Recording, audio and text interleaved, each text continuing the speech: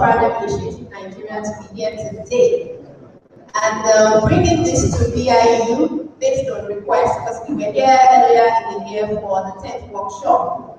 And I would like to say, to express on behalf of the Paradigm Initiative Nigeria team, that we are very excited that we are back host the annual gathering, the annual 10th event at BIU.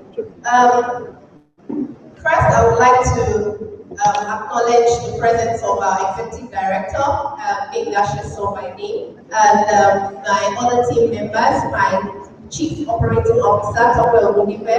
With me, I also have Tosi Abolaji, the Project Manager for LIFE, which is an acronym for Life Skills, ICT Skills, Techie, and Financial Inclusion and Enterprise, or entrepreneurial skills. So we also have Olamide Ebayino. She's the Digital Media Manager for Paradigm Initiative Nigeria. And then we have Olayinka Taiwo, who also works with us on the tent and digital jobs and every other project in the organization. So with me here as well today, I will give us a quick rundown of what we'll be doing in these 3 days. I hope we're aware that the event is 18, 19, 20. That's today, tomorrow, and Thursday. So today, before that, I would like to introduce moderated panel speakers for today's event. I would like to, when I call them, please, I know some of us are familiar with one of them because finished from BIU. So with me here today, we have Iyoluwa Aboyeji. A round of applause. And please stand for Iyoluwa Aboyeji. We also have John Obidi. John Obidi finished from BIU. And then we also have the representative from Microsoft, by name Shola Amusan. Please, round of applause. So that's part of what we'll be doing here today. We're having a moderated panel discussion with them. And also, we'll be having Bishop Feb Idahosa join us. And then we'll also be having a executive director as a opening keynote. So I just want us to be prepared. It's a 3-day event, but it's not for serious-minded people, and that is why we have come here. Because we know that BIU students are serious-minded people who are interested in securing their future, especially in this country. I would also like to recognize the presence of the lecturers that we have in our midst. We have, first and foremost, we have the head of the department for mathematics and computer science by name Dr. Okayabo.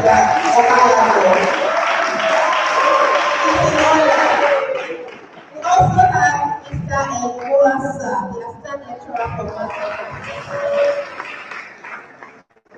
We have, please, if they don't mind, they can come forward. Because as I call the lecturers, please let them come forward. They are reserved seats in front. Mr. Idahosa, the assistant lecturer, math and computer. Mr. I'm very sorry that I apologize if I call Mr. Erakweme, IB, the senior lecturer, math and computer science. Mr. Walter Osazuwa, the lecturer, math and computer science. Mrs. Anne, she's an assistant lecturer, math and computer science. Mrs. Atama, a lecturer, mathematics and computer science. You can make your way down, please. We also have Mr. the senior lecturer at the math and computer science. Mrs. Ian, assistant lecturer, math and computer science. Mr. Prince Collins, Ikineke, assistant lecturer, math and computer science. Miss Grace Itekoke, assistant lecturer, math and computer science. Please can we come forward? Please, as I call the lecturers, already has capacity in front. Thank you. Mr. Odion, Senior Lecturer, Math and Computer Science. Mrs. Offa, Assistant Lecturer, Math and Computer Science. Okay, and I think that's it. So please, if your name was called or not called, because we passed the attendance sheet round earlier. So please, if you are a lecturer in our midst, kindly make your way forward. Bishop Fair will be joining us soon, and we already have our speakers. So without further ado, I would like to hand over to I leave out like 10, 20, 14, and we hope we will have a rewarding time. Please, the time that I was giving to us and not for throw away or for handing over to somebody else. They are for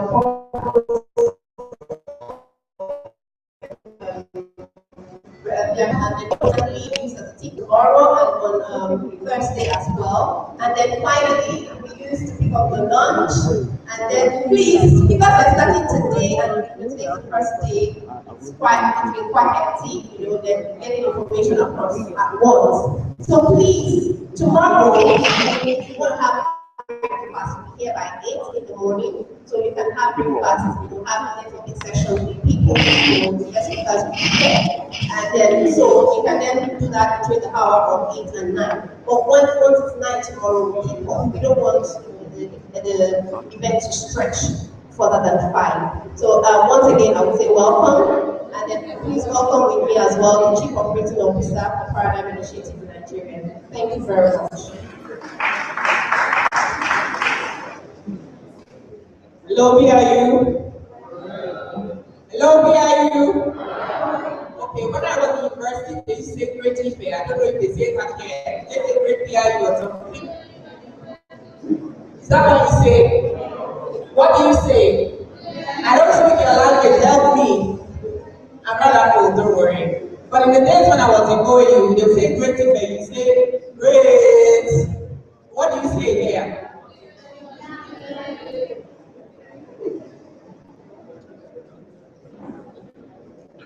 Alright, welcome to Tech Gathering 2014. Now, when she said you don't want this to stretch further than 5, I meant, oh, 5, you would Tech Gathering is not exactly an event. If you look at this like a long day of lectures, you are already missed it. Let me try and explain it a little bit to you, give you a bit of background. Let me give you a bit of background. Paradigm Initiative Nigeria is a social enterprise. A lot of people in Nigeria understand that to be non-profit.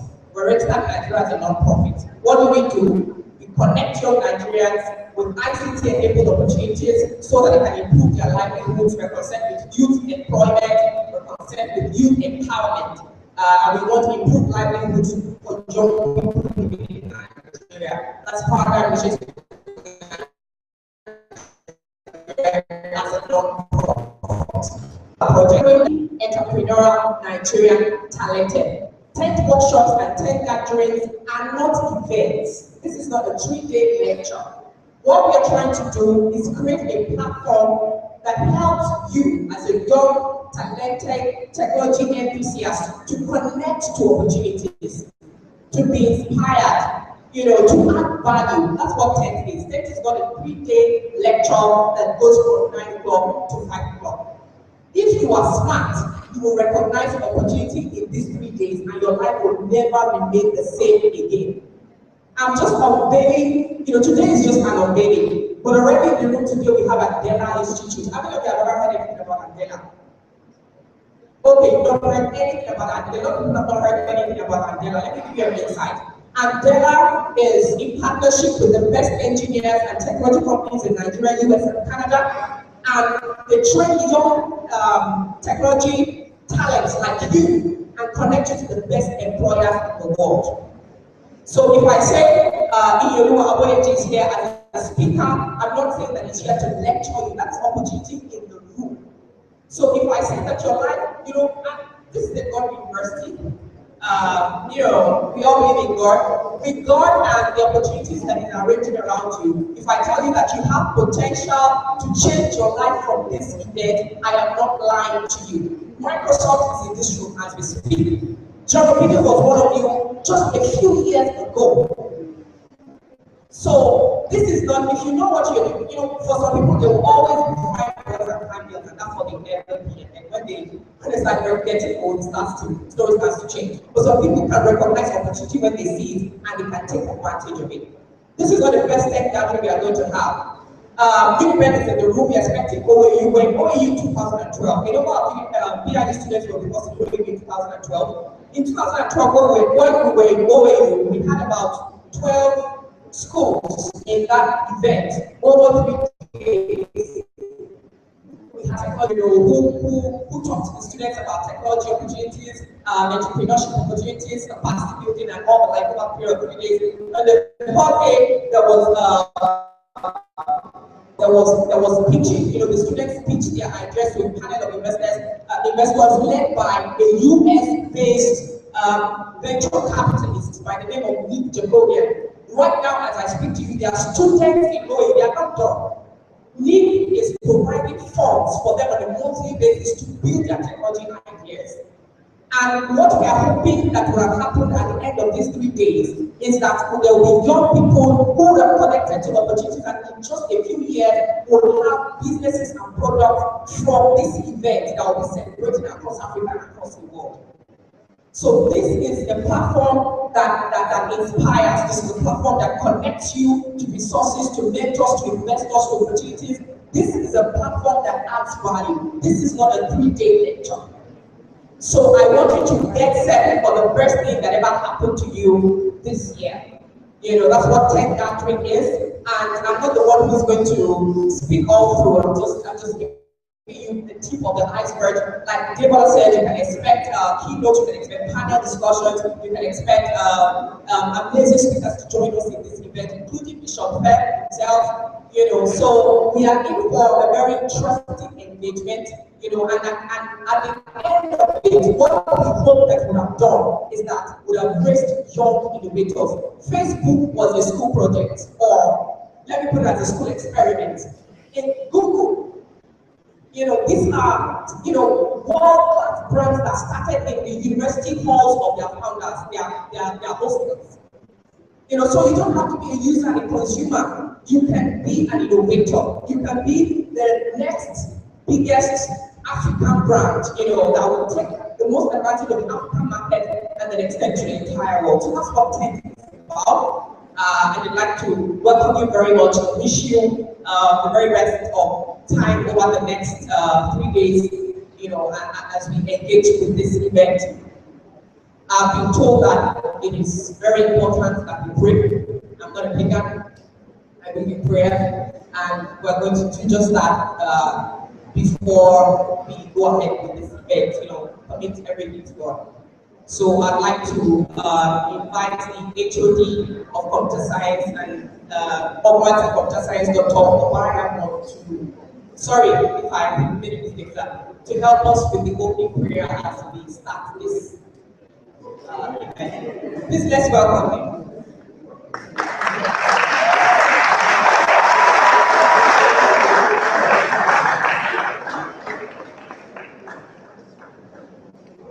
I welcome Unimed once again. I know Unimed is in the room because we've been waiting for a few schools. They are soon coming on their way. Always coming on their way. I look forward to the clash of campuses on the final day. BIU are hosting the worry when they carry last.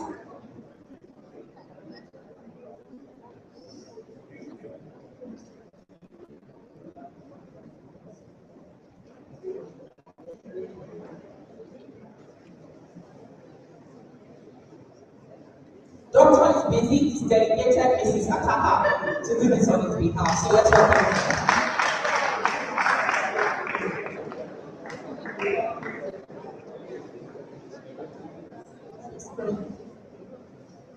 Jesus' name. Heavenly Father, thank you for this great opportunity to work together in this meeting for this 3 days. We want to begin with you because we know with you nothing is possible. They give us a grace to stay true out this program. And the end of this time, before God, I'll change our world in the name of Jesus. In Jesus' name, amen. So we declare this that we walk in the name of the Father, and of the Son, and of the Holy Spirit.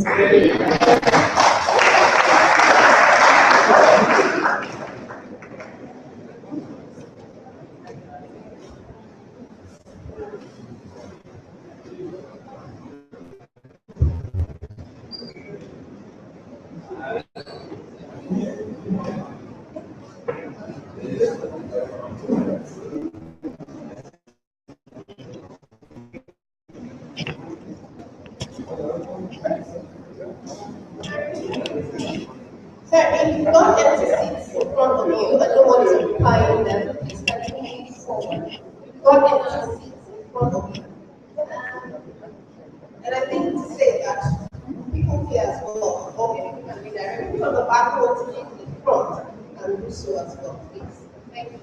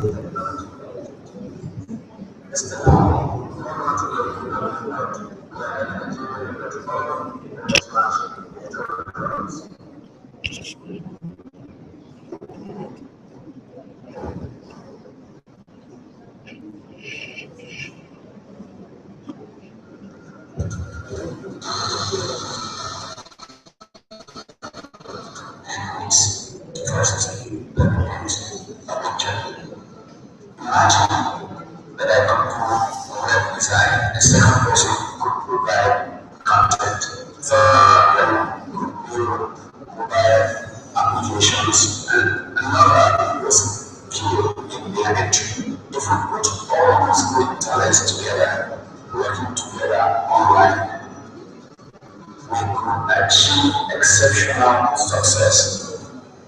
John is based on how we still ask because together everyone achieves more. We introduce you to digital opportunities and help with talent to best use. Persistence and hard work is required in digital project. We want you to be part of this journey. That's another initiative Nigeria as we connect Nigerian youth with future cultures, technology opportunities. Starting now, go on to www.mynigeria.org/digital jobs.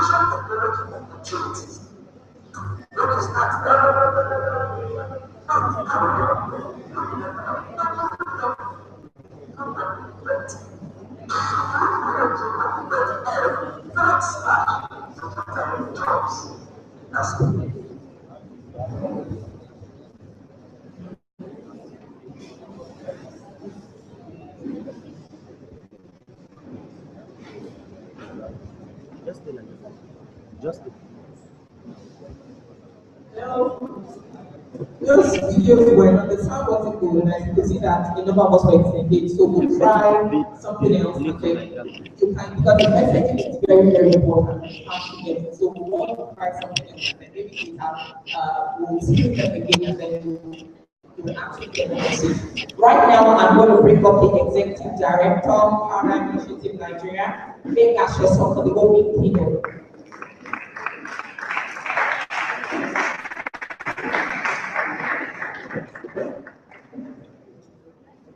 Okay, can I ask for 2 student volunteers? I would love to do this. Any 2 student volunteers?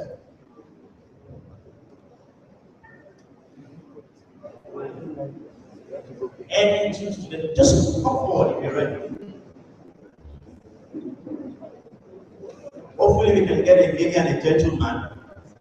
I have 3 gentlemen already. Can I have a lady, please? Okay, I have a gentleman. Can I have a lady? Don't worry, it's a very simple question. I usually tell people I'll ask you a very tough question, but today, don't worry, I've repented. It's okay, you can start. It's not a tough question, it's just a very simple question. Okay, how many of us are in our first year? Okay, how many of us in our second year? How many in our third year? Okay, it's getting fewer and fewer people. How many are in their fourth year? That's the final year, right, for this department. Okay. Anyone who is not in the maths and computer science department of the school, who is in their 5th year in their school? Anyone? Some universities that 5 years for this course. My question to you is very simple: is it ladies first or ladies first after men? I lie. Ladies say ladies first after men, and the men say ladies first. So today we go with the ladies, right? So what are ladies saying? Okay, so I heard you say ladies first. I refuse to get the second part of what you said. Okay, ladies first after men. So we start with a very simple question. Okay? What year are you now? Then you're all regular. So in 4 years, you'll be out of school, right? Okay, so let's make it in 6 years. That's if each service is gone out of the way. So in 6 years, what would you be doing? What year are you in? Same year 1. Okay, good. So it's the same question. What would you be doing 6 years from today? Look.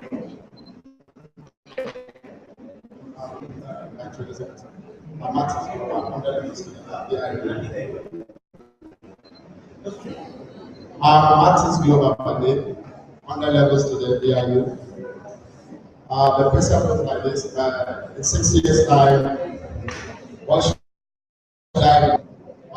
As a student that is studying computer science, in 6 years' time, I'd love to be in the oil and gas industry, which I would love to be. I would love to be in the oil and gas industry.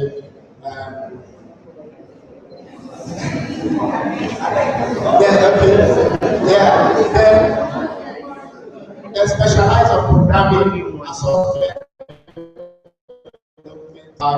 Deal with the sensor in the industry in terms of programming, computer control room, and all that. So,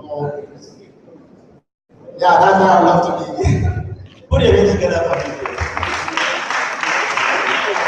I'm looking in the room to see anyone who is saying something like, my friend, speak properly.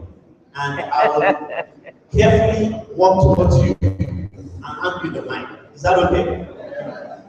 Someone is raising his hand. Okay, please come. Like that. Alright, so we'll go to the lady now, and then we'll come to you. He really has something to say. I don't know what it is. So,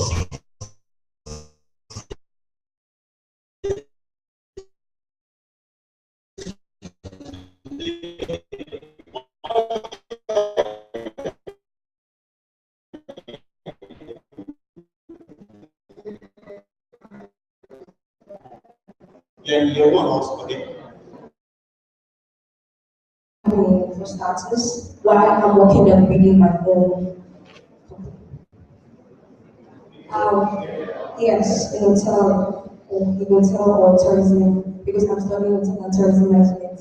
That's what I love to do. I love managing businesses because when I went to school, I was running a business from that. So this is love like I hope I dream of it.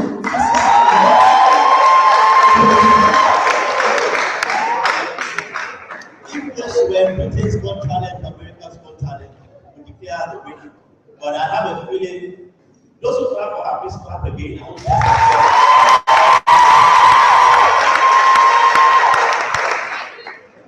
I'm not going to say what I was about to say. Okay, I don't know why you jumped off to say something, but I'm trying. It's really important. Okay? My name is Peter Jude, and I know that from in 6 years' time, I will be working with Bill Gates. I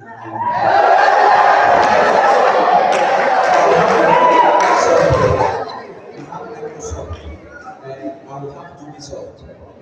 I will have Ubisoft, not Microsoft again. So we'll be working. We'll be competing. We will be in competition.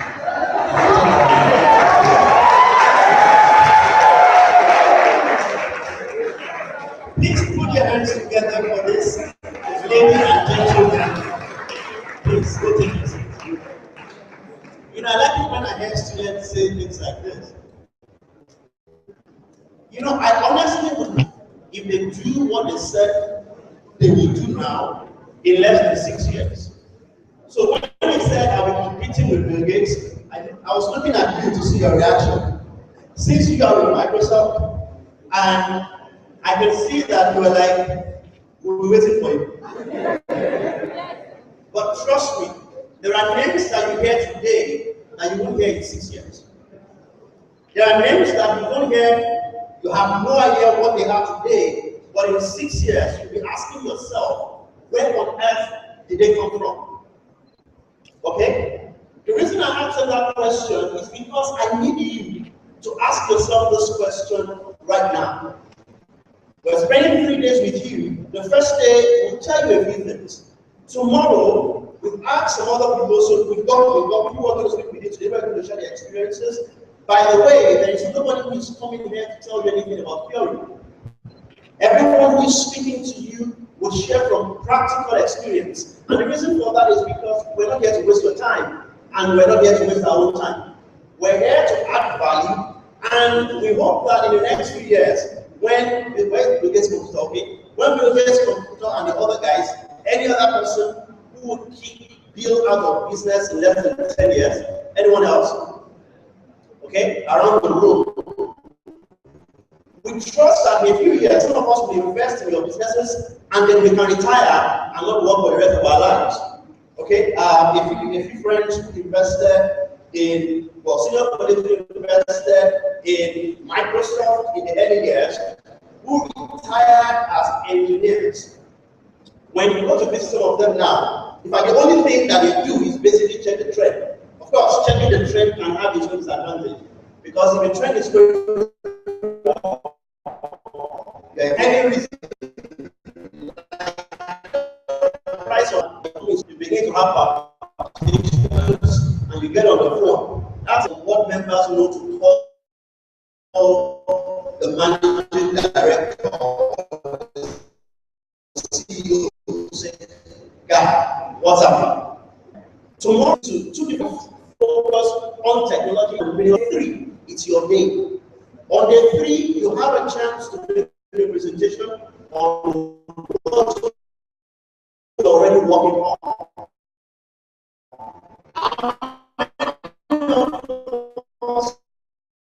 Already have working out makes the already.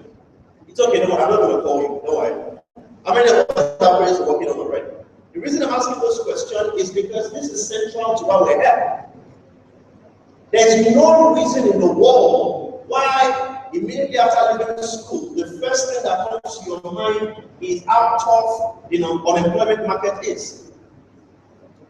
If you're studying any course, computer science, tourism and hotel management, any course at all, and you spend 4 years on campus, there's no reason why you can't convert those 4 years into the years that will inform what will make you not just someone, a first graduate, but somebody who will provide opportunities for other people also.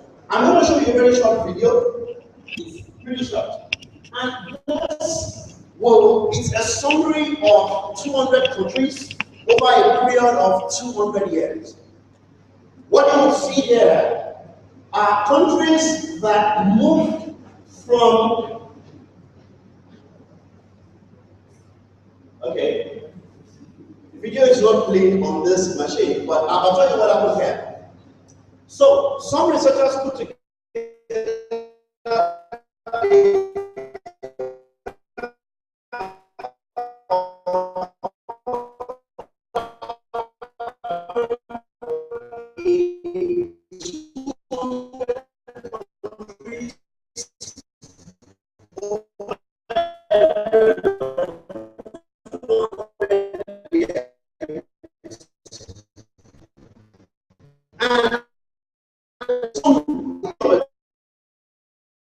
is to share a few personal examples and also things that we've learned in our last few years of work with students in different campuses across Nigeria. What can turn your 4 years on campus into what will make you either of two things by the time you graduate. Our theory is that if you spend your 4 years on campus properly, two things will happen. Number one, you could be leaving school to work on your own, doing the things you already started, testing on campus. Or number two, even if, so the lady who came up earlier said that she would like to work for some companies before she goes to work on her own. The other option is that, yes, you have some ideas you're working on, but you're so much in demand that even before you write your final exams, even before you get to your final year, the rules have changed. You don't need to become a graduate before people start going after you. Nobody is waiting for your CV anymore, and trust me when I say this. If a job opportunity is open, and I have a graduate with a comprehensive CV versus a student who can make time to come do the work and can deliver better than a graduate, who do you think I would go with? And if we hire both of them, who will earn more between the two of them? The rules have changed. It means that while you're even a student on campus, thankfully, thanks to a few opportunities that I will mention today also, you can actually begin to work even while on campus. How many of you are already involved in online work? Okay? The reason I ask that question is because tomorrow, Debola, who's a program manager for that, will share a bit with you on what we're working on. But before that, let me quickly tell you what happened to me when I was on campus. I know Topper was trying to find out earlier what you say here. I know that this generation does not do creative fair, greatest UI, great unipen. Because at the end of the day, it comes down to phrases and whatever. What really matters at the end of the day is what value you carry. In fact, I say to people that every school will give you a piece of paper. Some computer paper, some 80 gram, some will give you maybe cardboard. But what matters more between the piece of paper you get as a certificate and the intellectual value that you carry? What matters more? The intellectual value you carry, in fact, the piece of paper is definitely just a representation.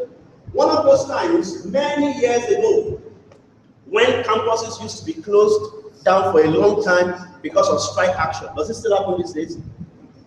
Of course, it doesn't happen in some schools, but in those days, the school that I attended, named with L, I won't tell you the name, was very well known for something called Aluta. It used to happen a lot before exams, by the way. When students see the exam timetable, there's always, almost always, because students were not ready, there was almost always Aluta.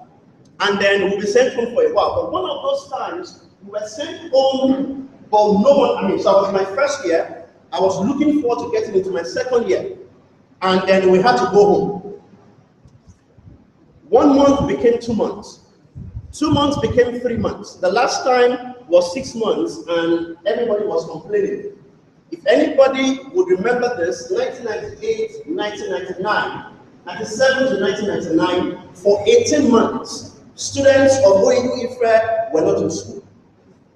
Now, I don't know what you will do if you ever got caught in a scenario like that.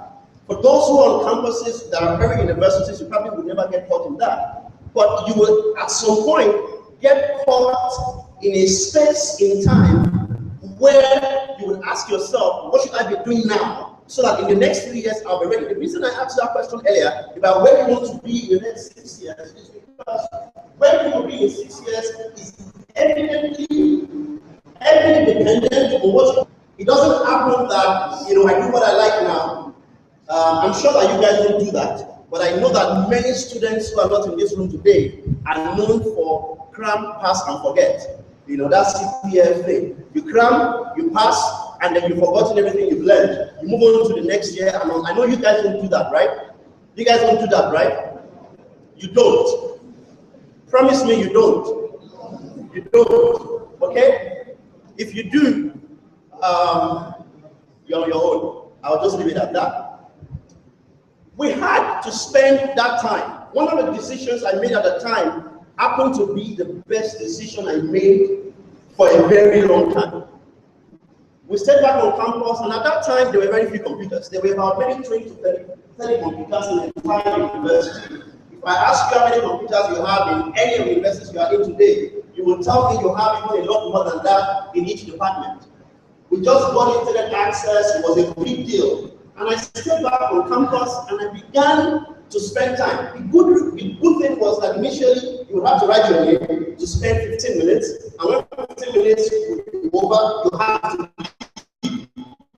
for another student to write our name, Benga, Sheson, then Benga, then you skip S and you write Eson, then the other one will be Benga, not with the G, Eson, at different times, so you can have at least 30 minutes in a day. But at this time, there was nobody on campus, and I was alone with the computers.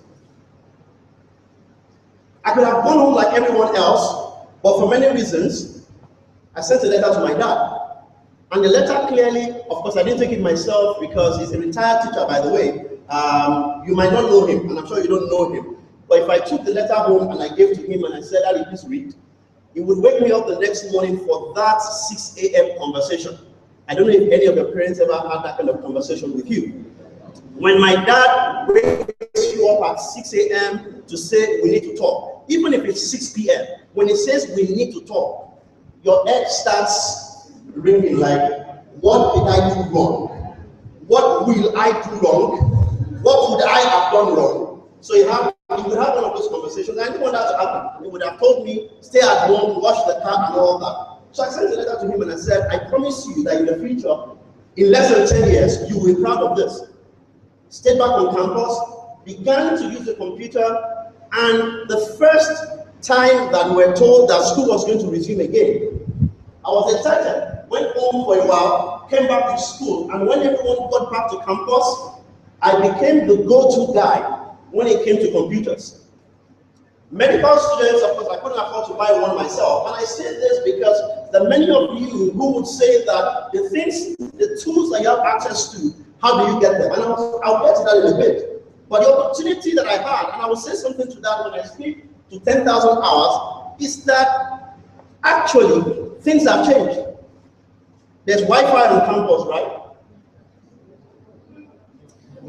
Yes. You know, every time I ask this question in any school, some people say yes, some people say no. And I know that those who say no are either those who have it but don't use it, or those who have it but think, you know, what do I need it for? Or those who use it and say it's not fast enough. Trust me, even if it crawls like a snail, Wi-Fi on campus is a big deal. And I say that because people ahead of you have done a lot without even having that. And I remember that we will go to mail.yahoo.com, and I don't need to bore you with any of this.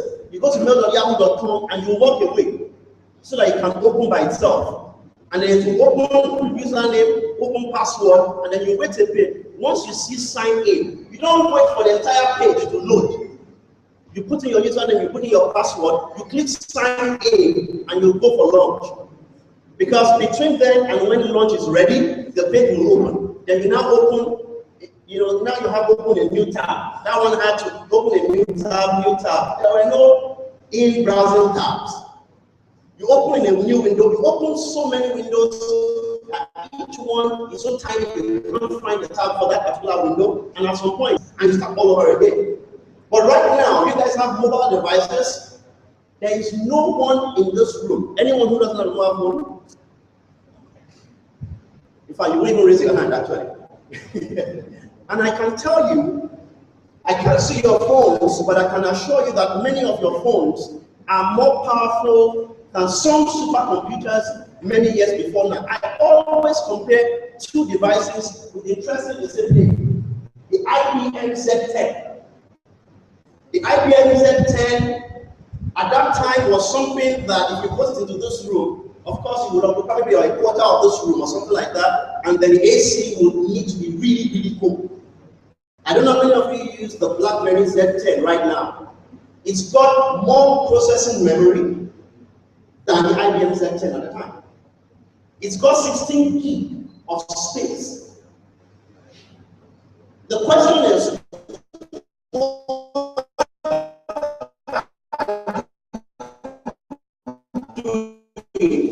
with what you but now that you have access to resources, has there been any hackathon or any event organized where you could go for some coding opportunities on campus here or around you or anyone?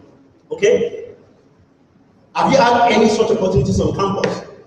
If you haven't had, the question is, how many of you have invited your friends to spend an entire weekend writing code just amongst yourself? Just among yourselves, enough drinks and food to go around. How many of you have done that? If you haven't done that, then you need to.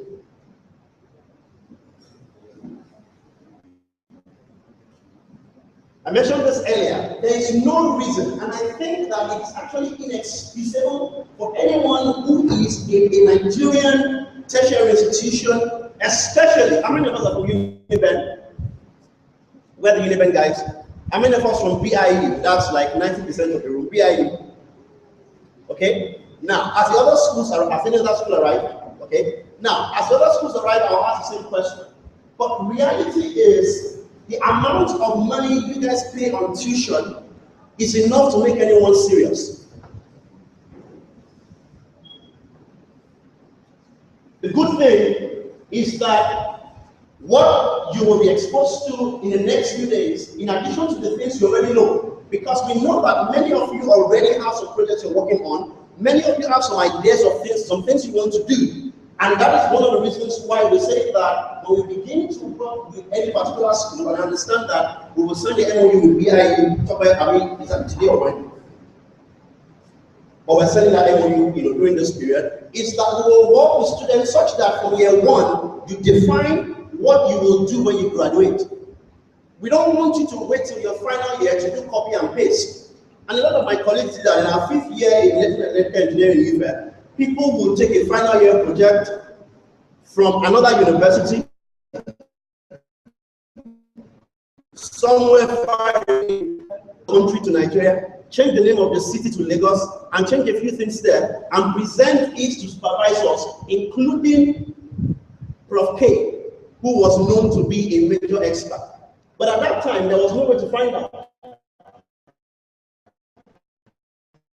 Now, what help is to put one phrase. In fact, they can put an entire paragraph in a search engine, and when they see the results, they can find out whether that has been used before.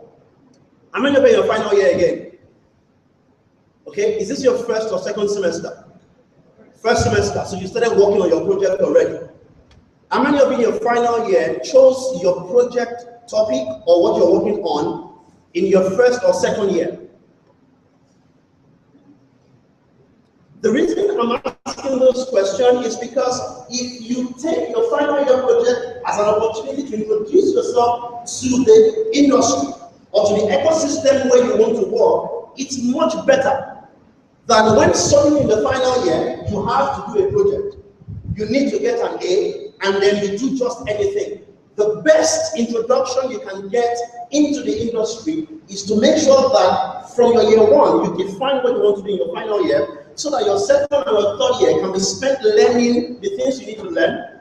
They can be spent looking for partners who would know the things you don't know, to be able to do the things that will make that company probably hire some of your classmates before you. It will be cool, right? Just before you do your final exams, you put up a notice or you send emails to your colleagues and say, we're recruiting and we're going to pay you this and that for joining this startup. And when you're writing your final exams, as you walk out, some of them come to you and say, oh, by the way, I applied for a position. And you say to them, see you at the interview. Many of us might have worked. And one of the reasons we're focusing on seeing the need and taking the lead is because many of us are in environments where there are actually opportunities, but many times we do not open our eyes to the need, and so we don't take advantage of opportunities. Let me share a very, I'm sure, very popular story with you. So a group of ladies and gentlemen walked into this particular interview, and when they got there, the guy who was, managing the process came out to tell them, we'll call you. So they were all seated, waiting for the interview to start. He said to them, well, we'll call you. When you hear the announcement, please come right in. And once he left, there was an announcement over some form of loudspeaker. And after the announcement, somebody out of the group of stood up, walked into the room. And when he walked into the room, the CEO came out with a guy and said, we've hired someone. And everybody was wondering, you said you would make an announcement and would be invited for interviews. And the response was very simple. What we did was that we announced over the public address system. What you heard from the speakers was in German, but what he said was this. If you can hear this, the job is yours. Walk right in and sign the document. Why did they do that? They were looking for someone that had expertise with a foreign language. And they had said in their advert that working knowledge of the German language would be an advantage.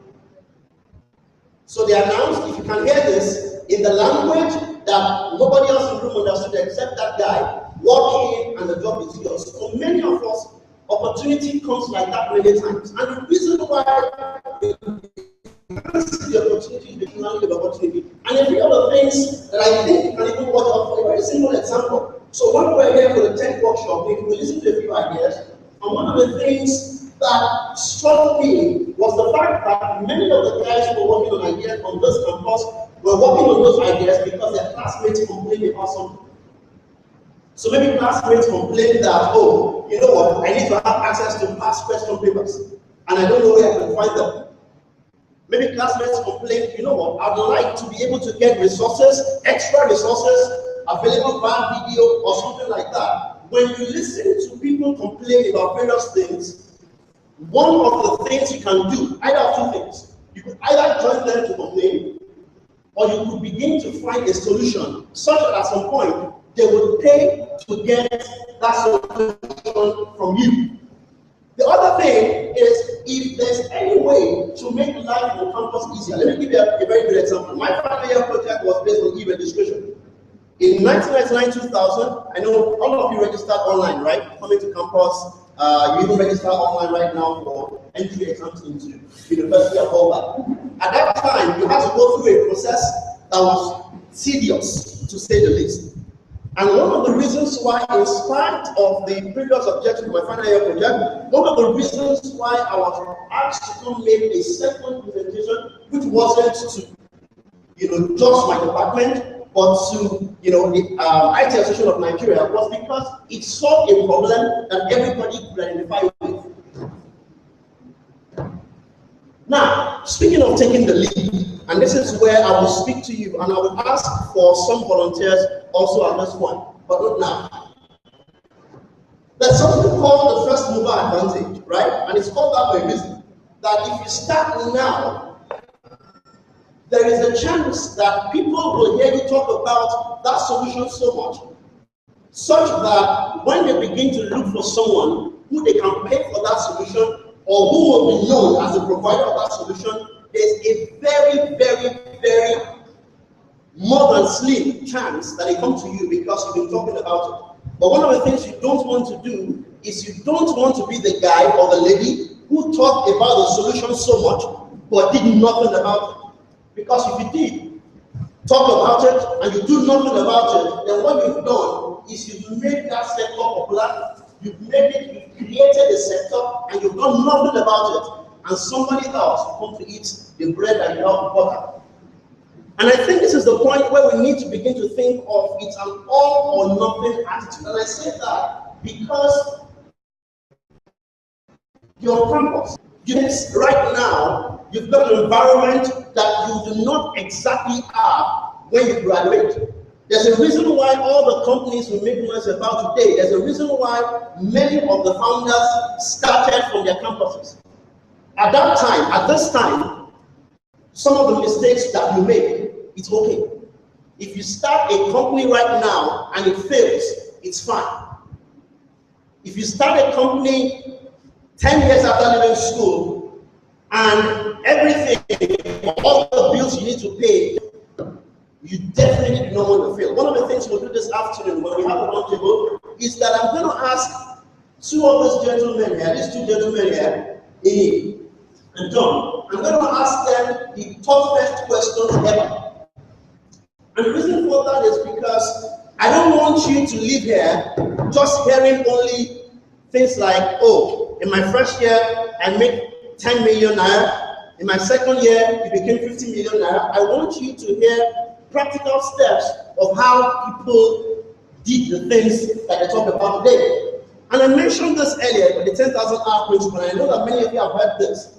But if you say that in 6 years, you will be running and you will become a major competitor as far as the software industry is concerned, then the least you must do is to invest 10,000 hours. So calculating this, if you invest about 5 hours a day and you're on campus for 4 years, by the time you're graduating, you've invested at least 10,000 hours.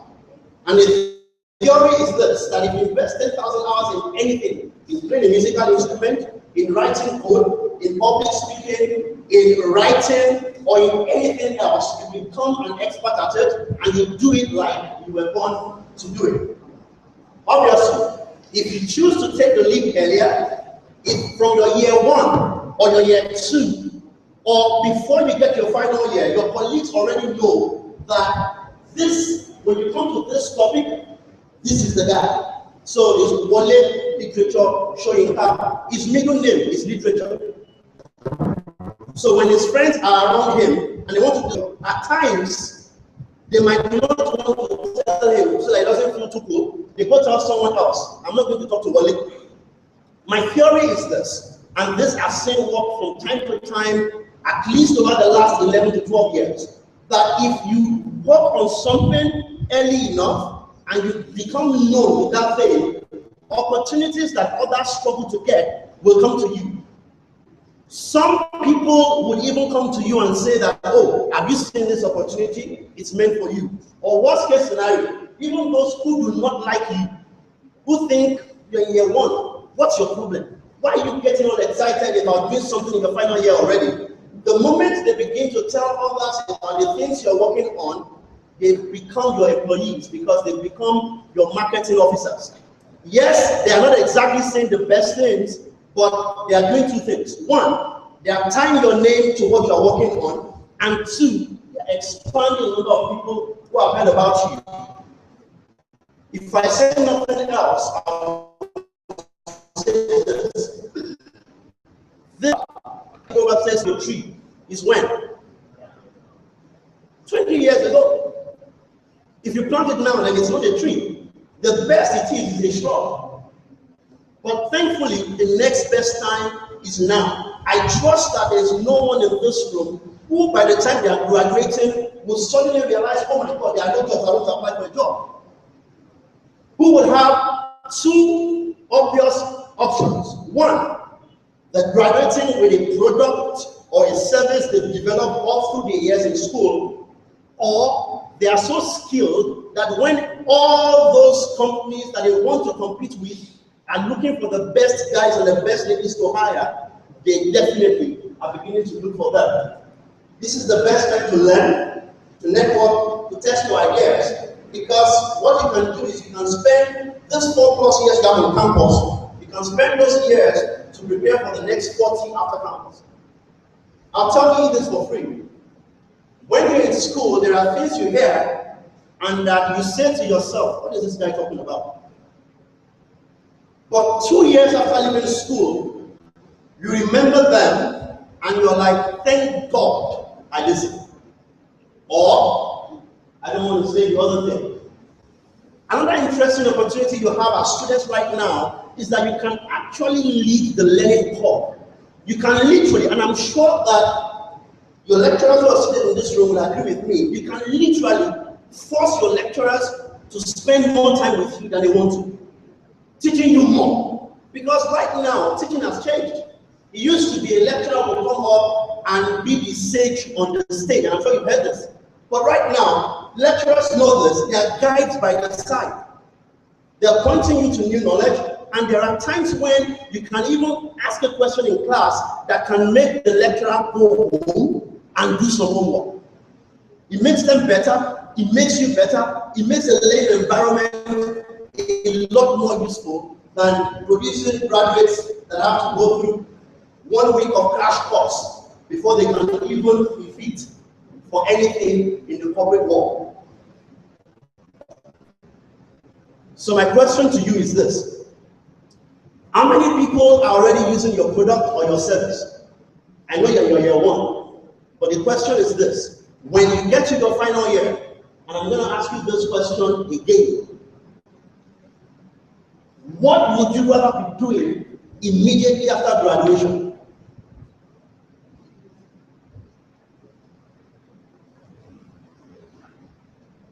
I need 2 volunteers again. You don't have to come out, just raise your hand. I need a gentleman and a lady who didn't get an opportunity to do that earlier. Okay, I see a gentleman there. Do we have a mic that will go to him? Where's the lady?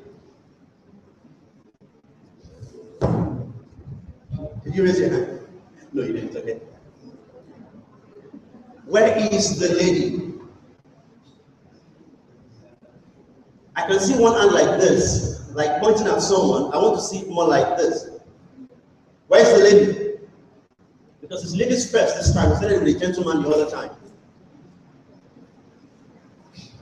If I'm missing anyone, please let me know. Let me move back so I can see clearly. Where's the lady? Again. Okay, let me ask. Okay, oh, wow, okay, cool. So we're starting with a lady. So this is the question I'm asking you again. Please pass the microphone to her. Would like to listen to you. What would you rather be doing immediately after graduation? Is it on? My name is Benson. I'm also an Islamic culture. Now, after my graduation, I'll venture into the agricultural sector. I'll build more of raw materials for industries. I don't want to work for that company. I want knowledge and guidance to school. I want to put it to work. I want to buy, if I should start my savings now. What year are you now? 100 level. 100 level. Yes. Tell us one thing you have done so far towards this things you're talking about. Okay, I've drawn out my blueprint. I've been to individuals and write articles. Your blueprint is written down somewhere. Yes, and I'm working towards it. And you're working towards that. Please put your hands together. Okay, we've got a gentleman at the back. Same question. What would you rather be doing immediately after graduation? If you can let us know what year you are in, that would be great. The gentleman is right there.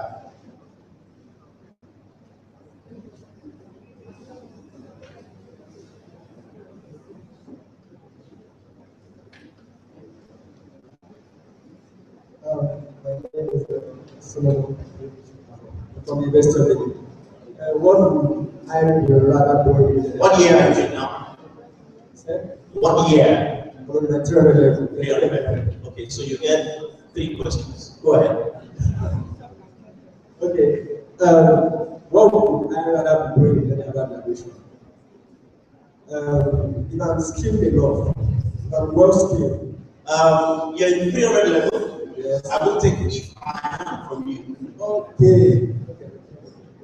Ask a particular area of interest. Okay, so a key question for you. In your 3 years on campus, what is one major thing you've done that assures us? How many years? 4 years, right? 4-year course? 5 years. So you've got 2 years to go. What one thing have you done that guarantees that 2 years from now you will be doing what you just said? I mean, I'm attending as much courses as I can. I've attended some courses. Hoping to attend more. Apart from the 10, and I'm not blaming courses, but apart from that, what have you done on your own?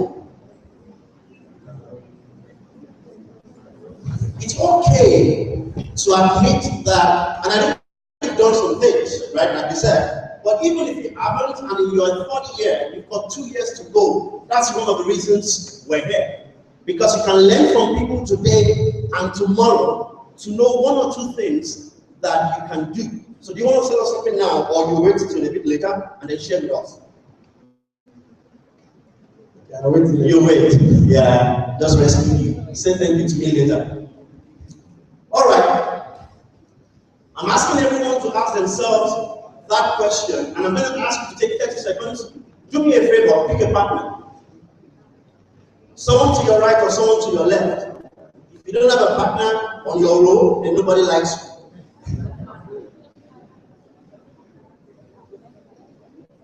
Does everyone have a partner already? If you don't have one, look behind you or look ahead of you.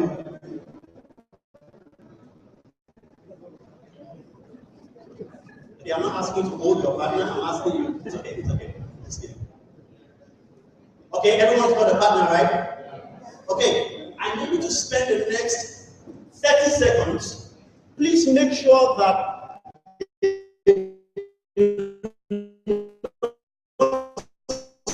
spend more than 30 seconds so that you can have 30 seconds of what you'll be doing when you graduate. So after 30 seconds, you are better cutting. And your time starts in 5, 4, it started. Okay.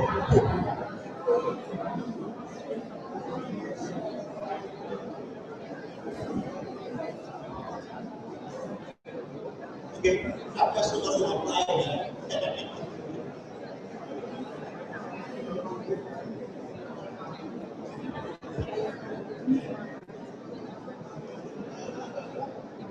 All right. Did everyone get a chance to answer all the questions? The one question, everyone get a chance. Who didn't get a chance? Who had a partner like the lady that once sat with me on an airplane and talked all the way 6 hours? I thought, okay, who did not get a chance to say something? Everyone got a chance. You didn't get a chance. We should question your partner. How many of you heard someone sitting to your side say something mind-blowing and you're like, wow, can they really do this? Okay, so look around you. If the person beside you is not raising their hand, or if he's raising his hand and you're not raising yours, he says a lot. But don't worry, this is just as a question.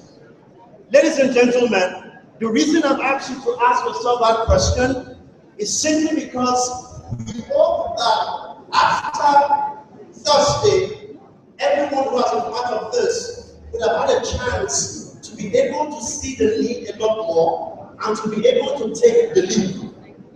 Like I said earlier, you would listen to people who will share practical examples with you of what you can do and how best to learn. Thank you very much.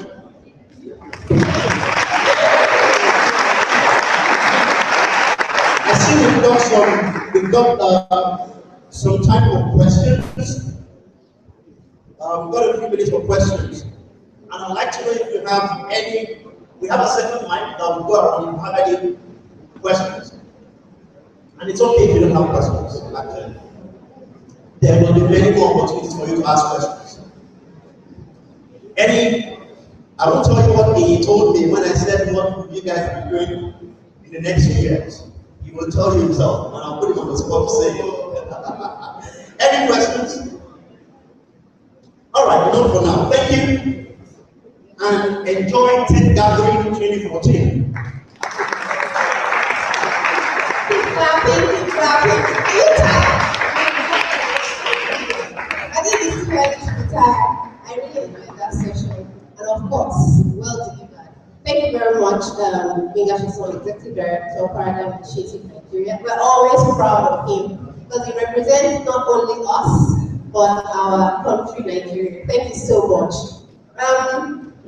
Right now, we'll be having a small, like a short break. For those who still want to have tea and biscuits, we would like you can move around. I would also like to acknowledge the presence of Delta State University students here. Please, a round of applause.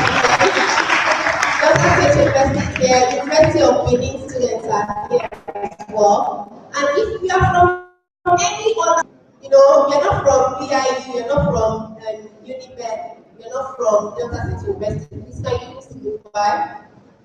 Okay, good. Yes, they're still on their way. OAU students will be here in the afternoon, and then we'll have some students from the southeast as well, some of our winners from one of our workshops earlier in the day. So please, this is a time for a short break. You can quickly have Bishop first session starts at 11:30. Sorry, in 30 minutes time. So please kindly avail yourself, whatever you want to have. If you want to go to the restroom, yes, the restrooms we are provided because of water issues on the third floor. You can go to the ground floor.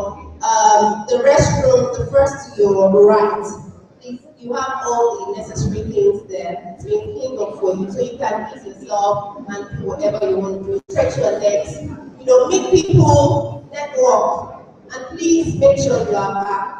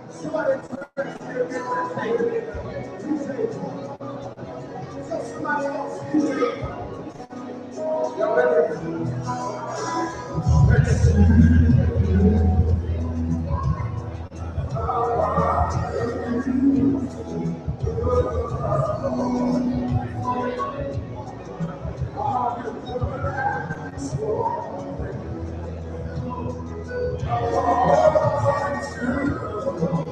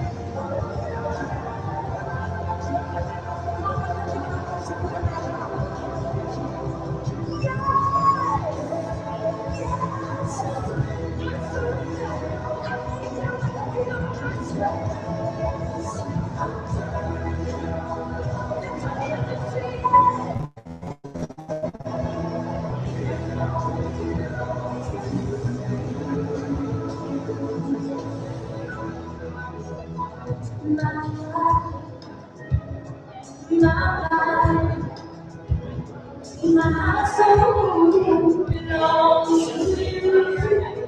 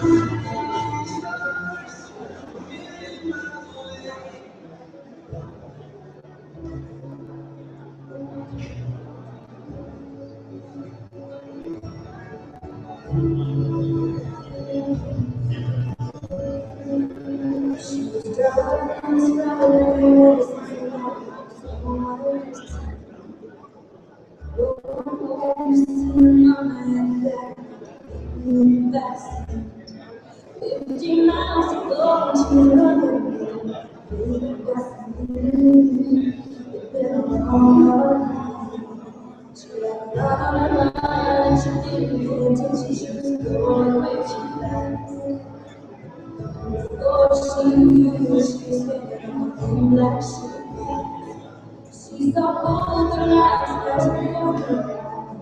she didn't even have time to cry. She's so close.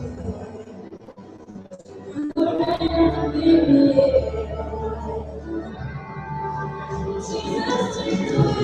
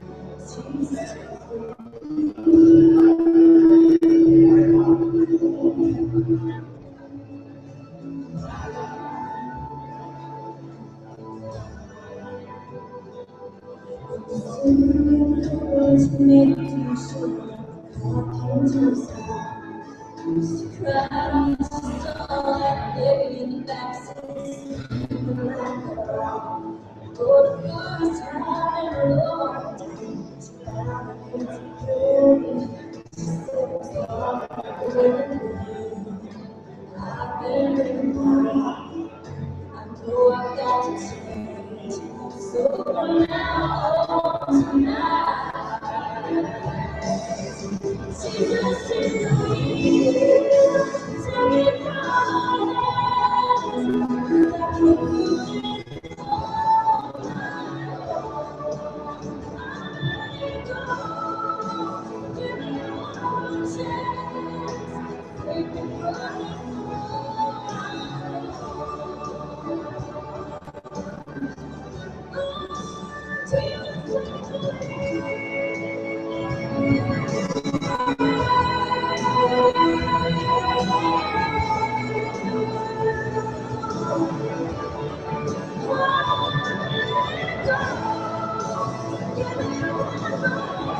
from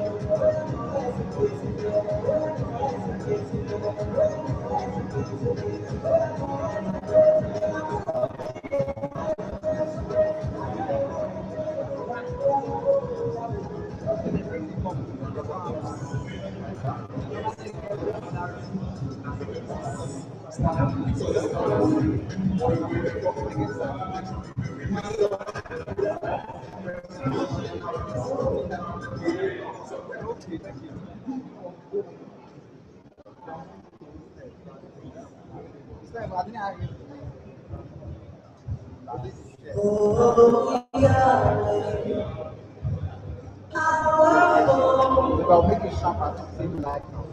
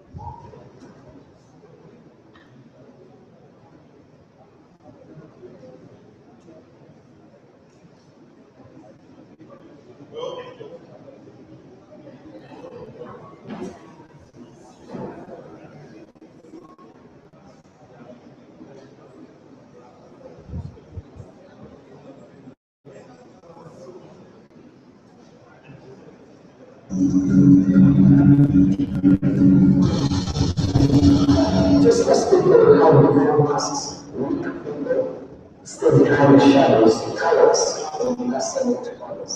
Twilight Sky is a form of advanced reform and is similar to data crime, identity theft, credit card theft, and other forms of cybercrimes. These cybercrimes and all other illegal activities committed online are ingenious to the talent and the potentials of those that perpetrate them. I think one of these committing elements in the activities is time to stop. Stop now. And we don't know how to stop. Well, we actually can. We can by building a training for yourself online. Provided we're determined not to be lazy and dishonest. My name is Benson. Join me in our initiative Nigeria as we develop dual links in the world of opportunities in information and communication technology. We are proud to know www.org/digital jobs.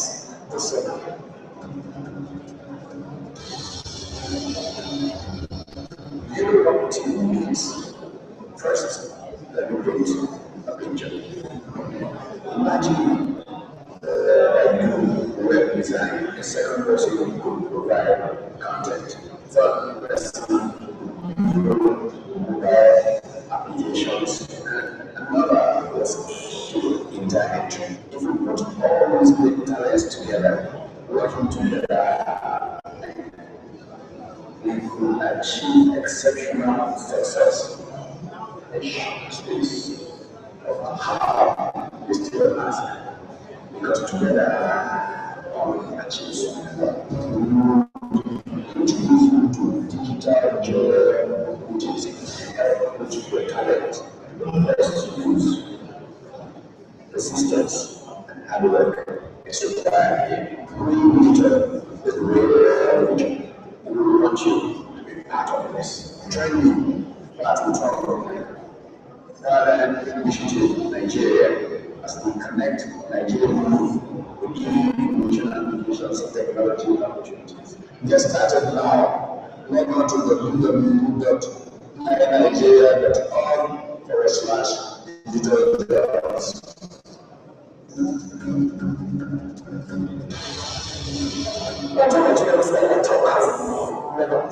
And then I was going to do the selection of the business if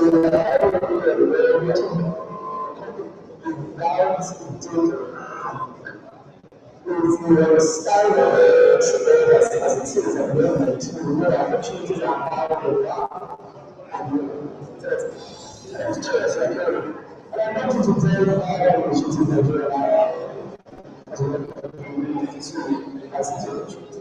Welcome to digital jobs.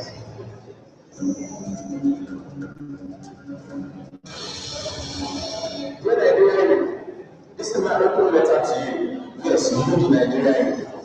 You know the amount of time you spend on the internet, or other people, especially other people, the time when Nigerians spend on the internet with fighting, can be better spent.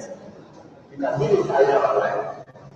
You can earn more. You can save that can be better spent, and you can still get followers with fights. But then you should especially when you decide to spend money for yourself. We can spend, especially for instance, and we can spend. Whether the programming language now, that would be world-class programming apps. I'm using my skills to build an everyday career through digital platforms. And trust me, I'm going to say, there's nothing there. Directly, the world and private initiative in Nigeria has connected the Nigerian information and communication opportunities. Yes, now go to www.nigeria.com/digital jobs. If you are coming, come. We are about to start the next session. You're welcome. I think we should just give us about 5 minutes for people to settle in.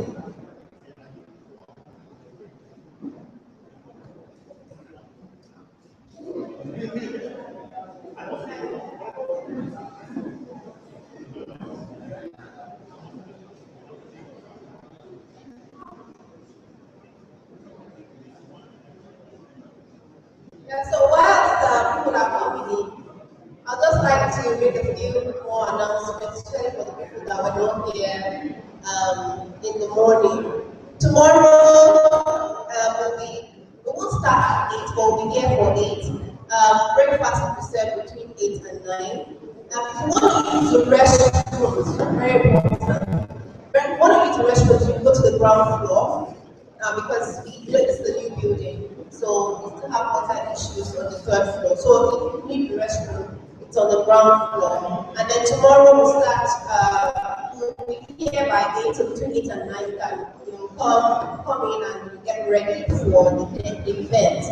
Now tomorrow's session is going to start at 9 on the dot, and it will kick off, there are different sessions, so we wouldn't want to waste too much time.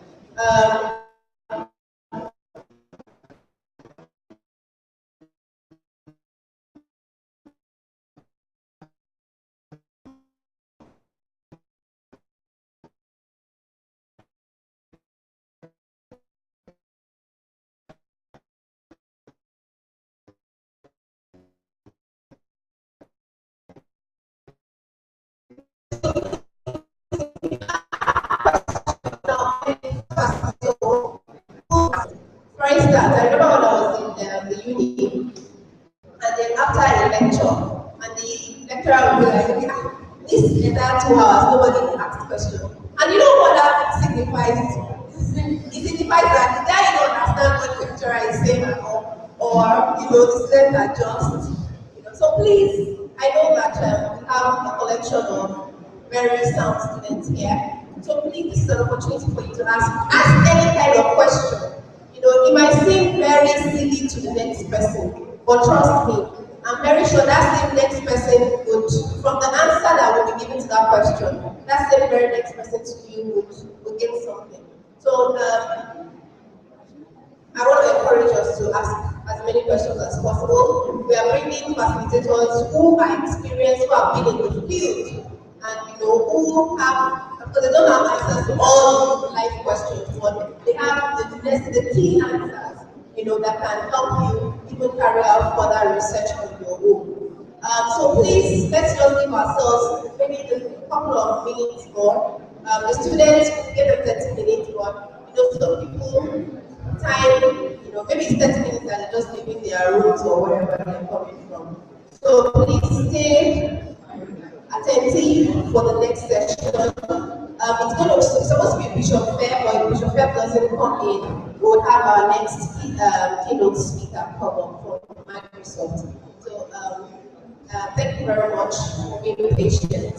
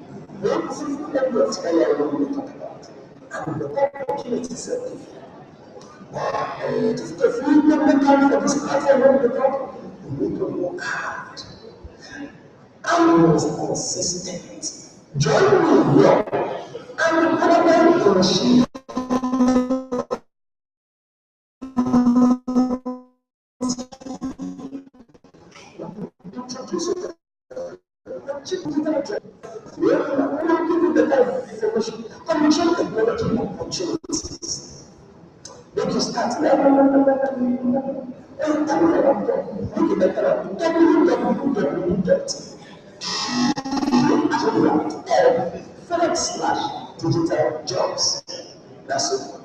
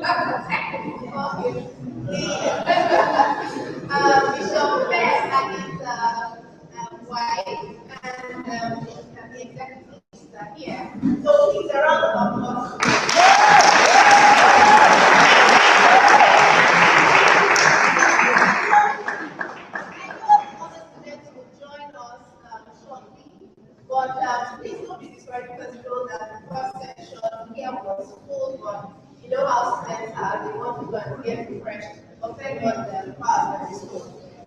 So please, this is a very key session. We'll give you some time to settle in while preparing for the session. But in the meantime, I'd like to ask in the meantime if there's anybody from any other school who is currently working on a project or on an idea and wants to share with us. I know that this is like impromptu, but you might not be from VIU. You have a project or an idea, something you're working on, and you would like to share with everyone. Just one or two people can come up. Anyone? I know there's a guy from Southeast. I don't know where are you based. By the hand. There's a guy. Okay. Do you want to come and share something with us? Okay, please come. There's a round of applause for him.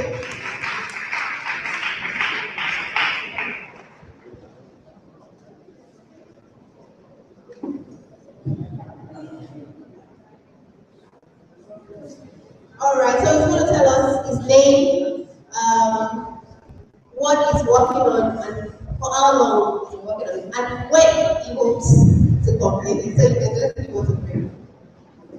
Thank you very much. Hi everyone. My name is Mohammed Ali. Professor of Benin City. Greater students! Greater students!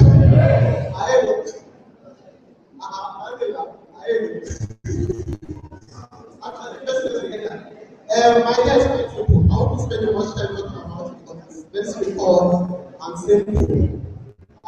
It's about the data.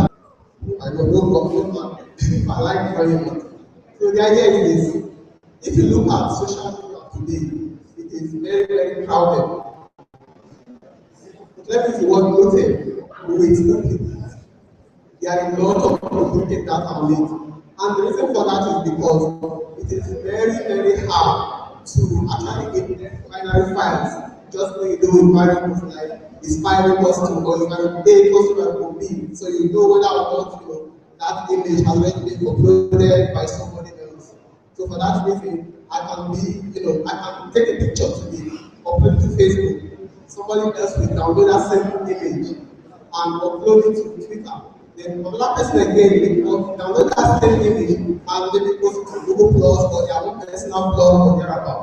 So the reason for that duplicate is that binary files are very, very hard to index. Even a file as simple as a JPG, a JPEG image, can take quite some amount of time to get it right.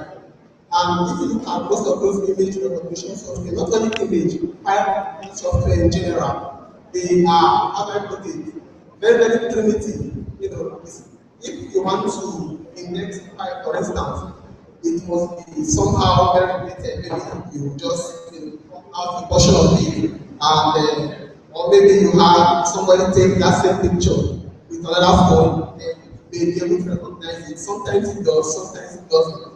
But if you really want it to be indexed properly, there's no such technology in place today. So my idea is, if it will be possible for us to index those files properly, so that the bloating on the internet would be greatly reduced. If you look at most social media, those are for email, PDFs, and the rest.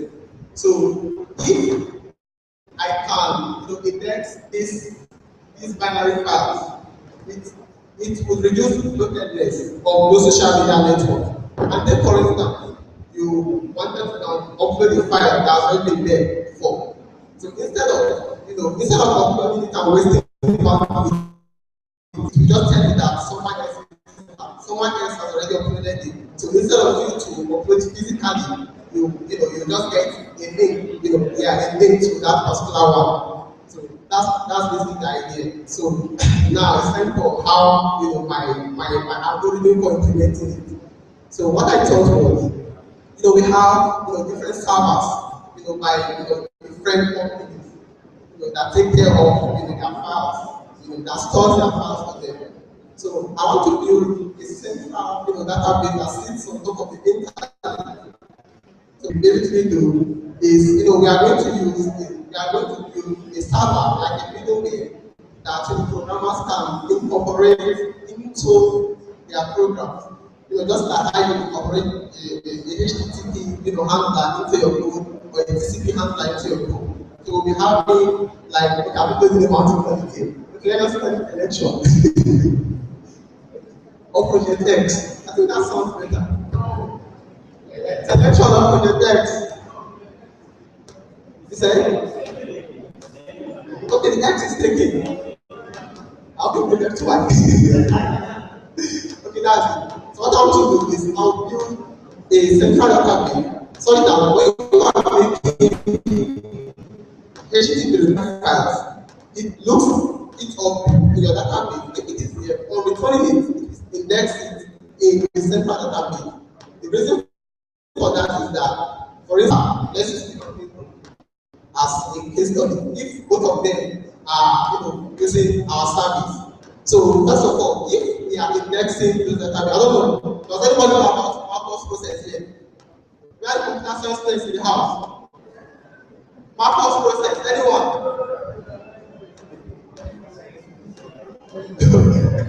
So basically what it does is that it actually, maybe when you have apps or maybe you have how can you explain it exactly?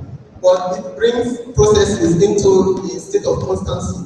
Processes that are very, very much unstable. So if you look at the initial stages, it will be a very, very unstable process. Taking data from the traditional databases and trying to re-index it again.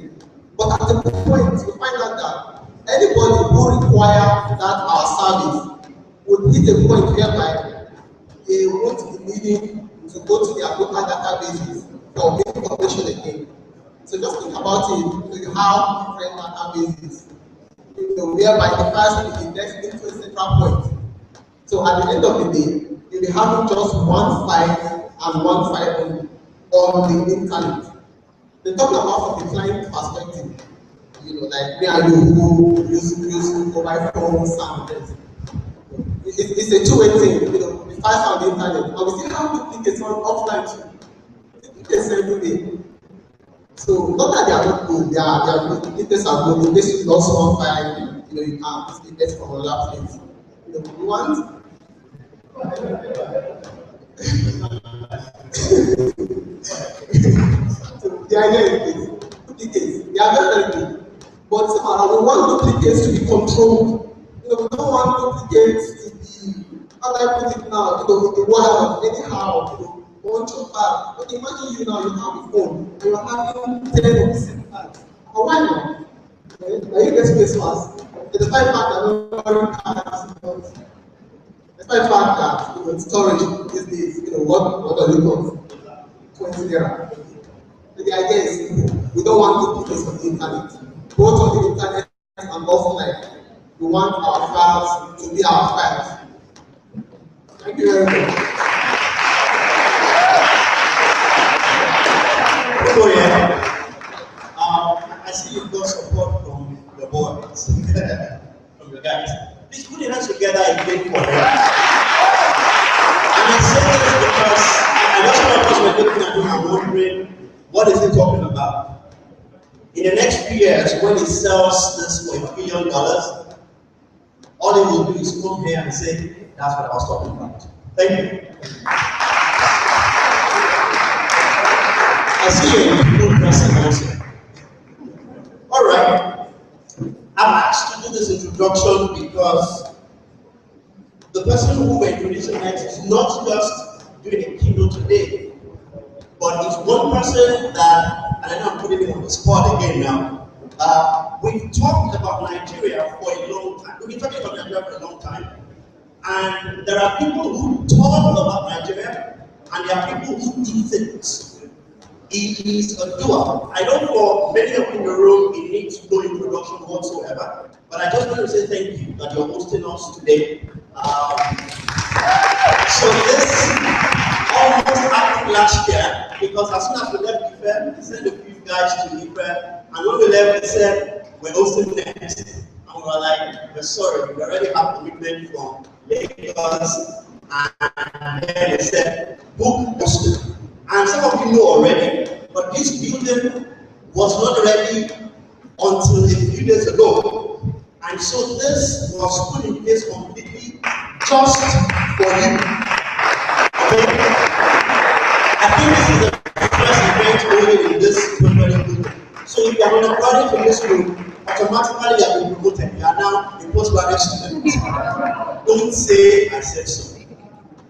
So I know I need to introduce him to many of you, but we also want to say thank you to you for the MOU that we will sign to be able to work with the university. Because we don't just want to come here and talk and get students involved, but also to be able to work and work students through their 4 years, so that by the time they are graduating, some of us can retire early, invest in them, and then just check the numbers when we wake up in the morning, go back to bed, do some more work, and by the afternoon, you just pick your phone and call your friends and say, you need to invest. This guy is going to blow up, not blow up like explode, or blow up as they go so big, you would wish you invested much earlier.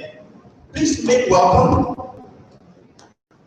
one of Nigeria's exports that when we see him outside, we're proud that whatever he says is a representation of the new Nigeria. And I know many of you know it already. So please make welcome Bishop Fred Idahosa.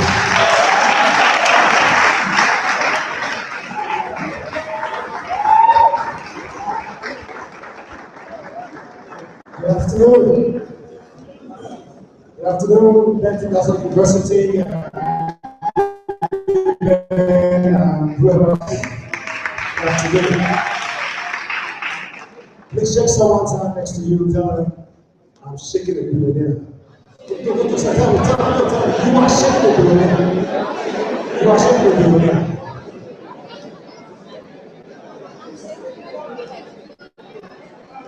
See, I will not be there yet, but I'm on the way. I will not be there yet, but I'm on the way, I'm on the way, I'm on the way. How many of you are on the way? Okay, just 2 of you. Let's not get much of. Wonderful, wonderful. Thank you for this moment. I want to thank Mr. Benga and Mr. for choosing Benson University for the venue for 10th this year. I'll just give my hand this. I met Benga many years ago. We actually met as part of a group that was putting together, talking about the wonderful that I believe in Nigeria, who had dreams for Nigeria, and that's how we met and we've been friends since then. He's someone that believes in the Nigeria that we talk about. He's someone who has seen the future and is doing his best to improve the future to the present. So thank you very much for doing that. And thank you for being here to help to inspire a new generation of Nigerians who will be the next Bill Gates, the next Languages, to jobs, you name it, I want to be there. I want to be the next. What's your name? What's your own name? What's your own name? What's your name? Okay, it's the next time. That's you. So wonderful. I want to take a few minutes to talk to address you. Talk to you about the birth of the next Nigerian, the birth of the Nigerian world entrepreneur. We're talking about technology, talking about how we can make a difference. Let me just sum up a little bit.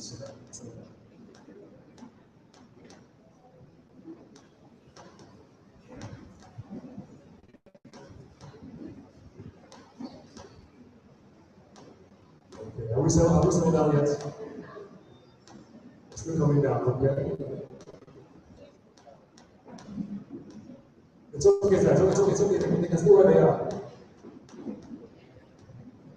They are often want to move, and that's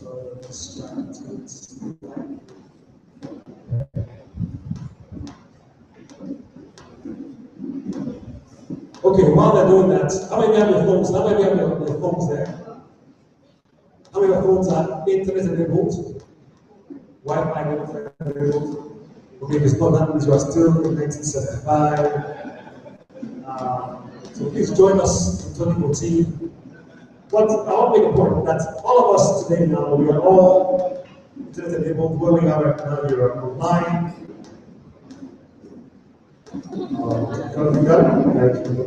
You're online all the time, doing everything. So please feel free to tweet as we're talking. Feel free to go online and tweet or Facebook or whatever you do. Just don't be doing other things. But let's try and focus on this while we're here. Well, one of the basis, every one of us is enabled right now. Many of you carry 2 or 3 phones. Get your email on 2 phones. I get my email here on my tablet, I get it on my phone, I get it on everywhere else.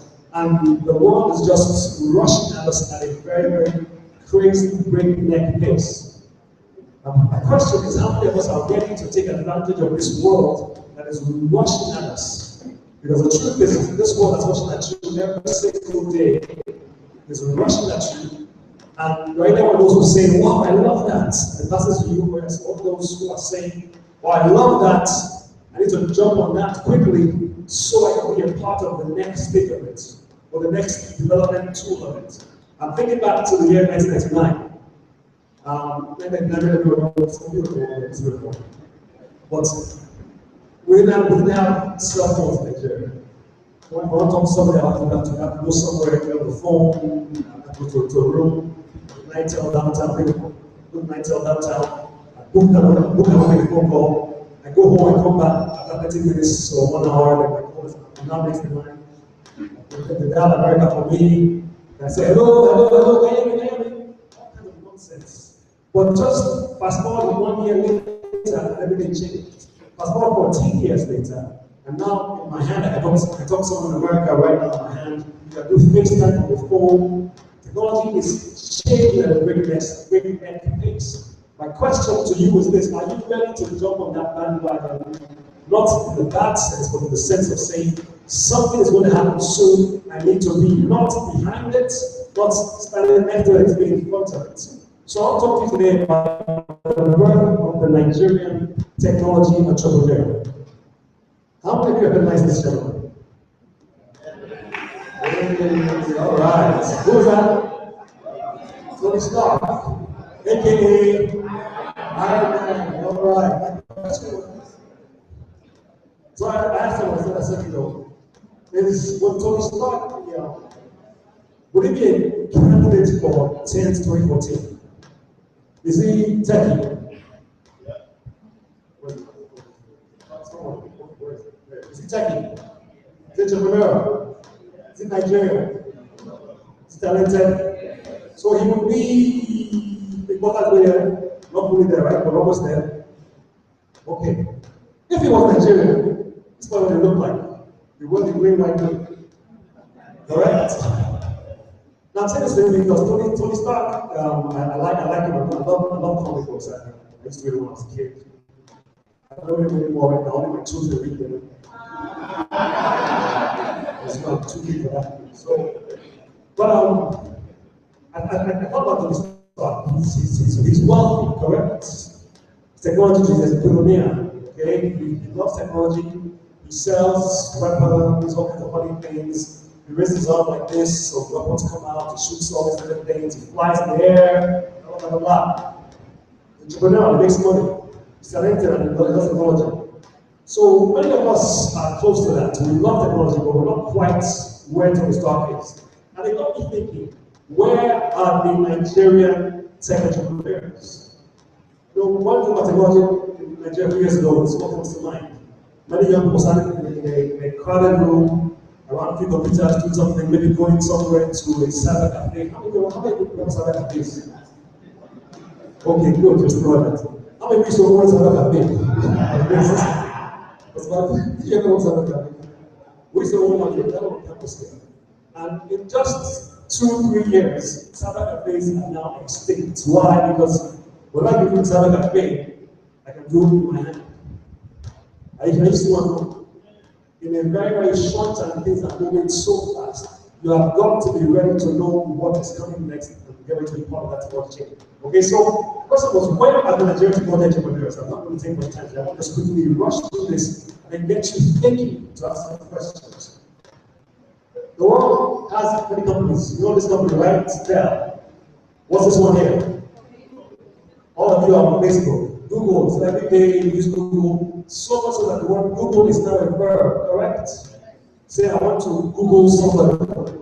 Okay? By the way, you heard that 10 times come to the name. I heard that someone was going to speak called when that's a sound. First thing, just go to Google, let's check it out. Who's this guy? What's bad about him here? How many of you have Googled yourself in the last 1 week? All right, very good. If you haven't Googled yourself, please Google yourself and then find out what is said about you. And there are ways you can actually change all those things so that goodness will first. All right, here we go. So there are many companies in the world that are technology companies, and they are famous. We all know them. We use them every day because they are part of our lives. Are you with me? We use myself every single day. We use Google every day. We use Facebook every day. I use them to just every single day, whether it's big phone, the desktop, or the email. But this is every day. So let me ask you this. Let me ask you two things. Can you tell me what these companies have in common? Let's bring out your phones. Bring out your phones. Bring out your phones. Go online, Google it, and see, and tell me what's the net worth of these companies and what these companies are worth. Okay? One thing that they have in common. First person, let me don't get surprised. I didn't pay prices to the whole question. I'm okay. I want somebody here. All right, I'm going to tell you what they have in common, please. I need a very, very smart young man or young woman. What they have in common? Oh, okay. It's only that words are smaller than mine, so I'll just do that. I don't know what they have in common, please. What they have in common? Yes, sir. One hand is up.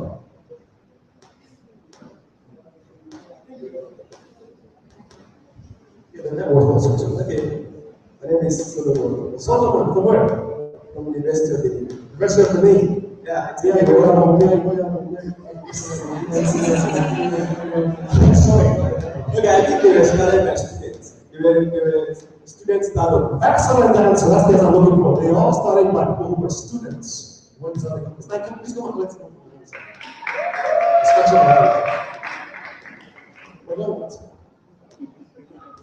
Well, let's not give them a nice note of the audience.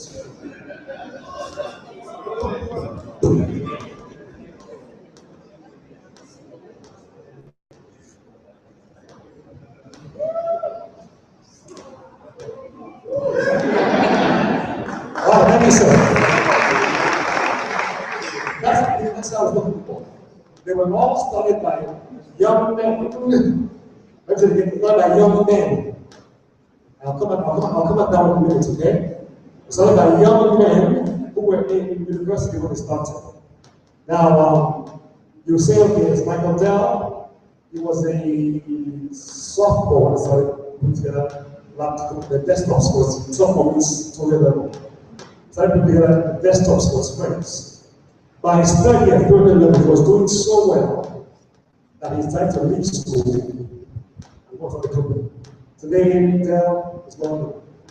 Microsoft school, of course, yes. He also quit school, correct? Facebook, you know his story. Where was he going to school? Where was he going to school? Harvard, thank you very much. They're not done diesel, they were good schools. Okay. Google was started by 2 graduate students at Stanford, correct? Okay.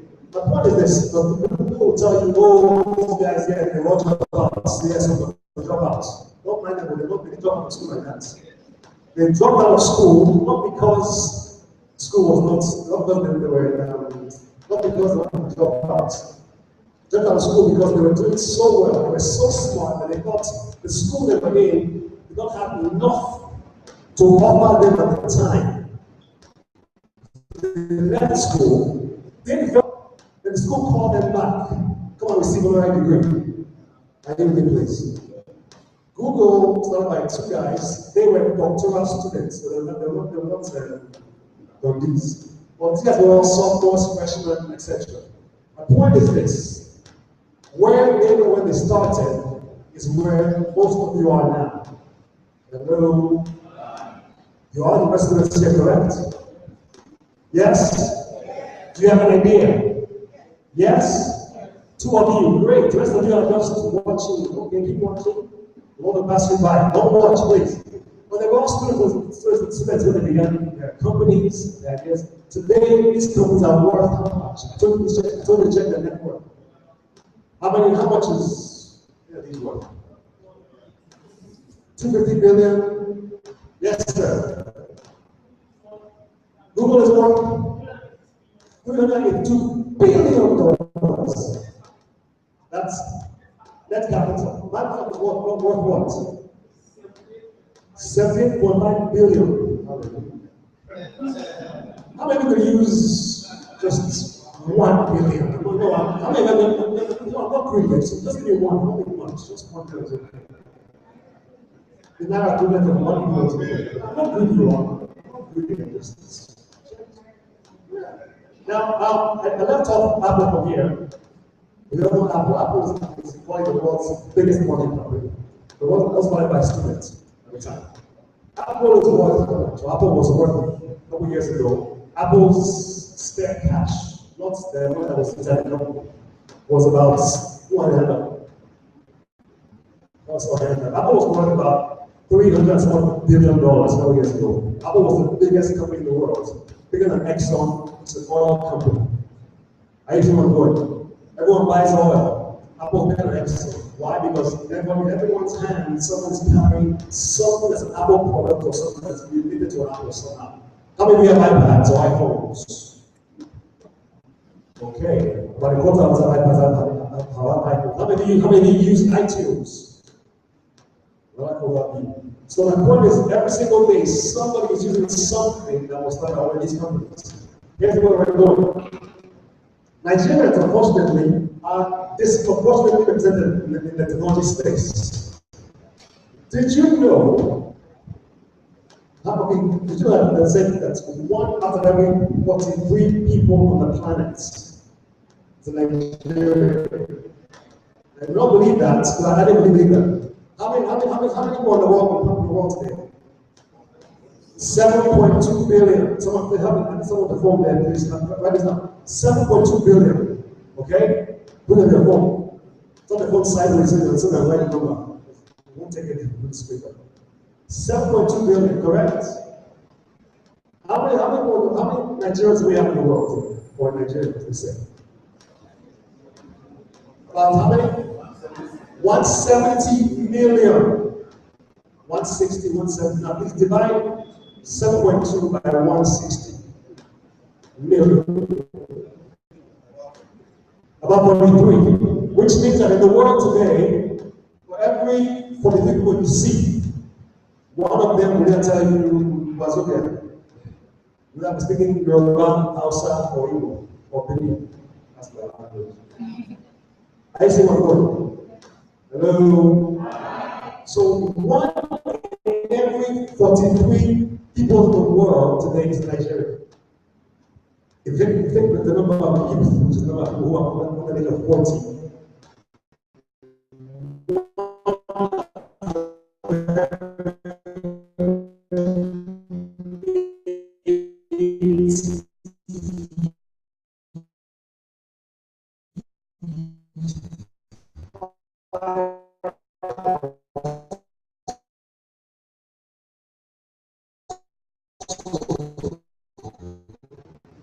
is a technophones even. And someone in China, where using these things were not written them. That's my question next. There are only a handful of Nigerians in this space. A few years ago, we had some small sitcoms, they're still there. We have Nomatech, we have computers, we have Iroko TV. You've heard of these companies? Yes, because that's the first generation of companies in Nigeria, not companies. Let's look at the next generation. Go on, this one here. This one here, yes. Heard that? This is our host today. Thank you, sir. Mr. Vegas, thank you for hosting us. We have Nigeria, of course. Some people say from Nigeria, I'm not really sure. We have Conga.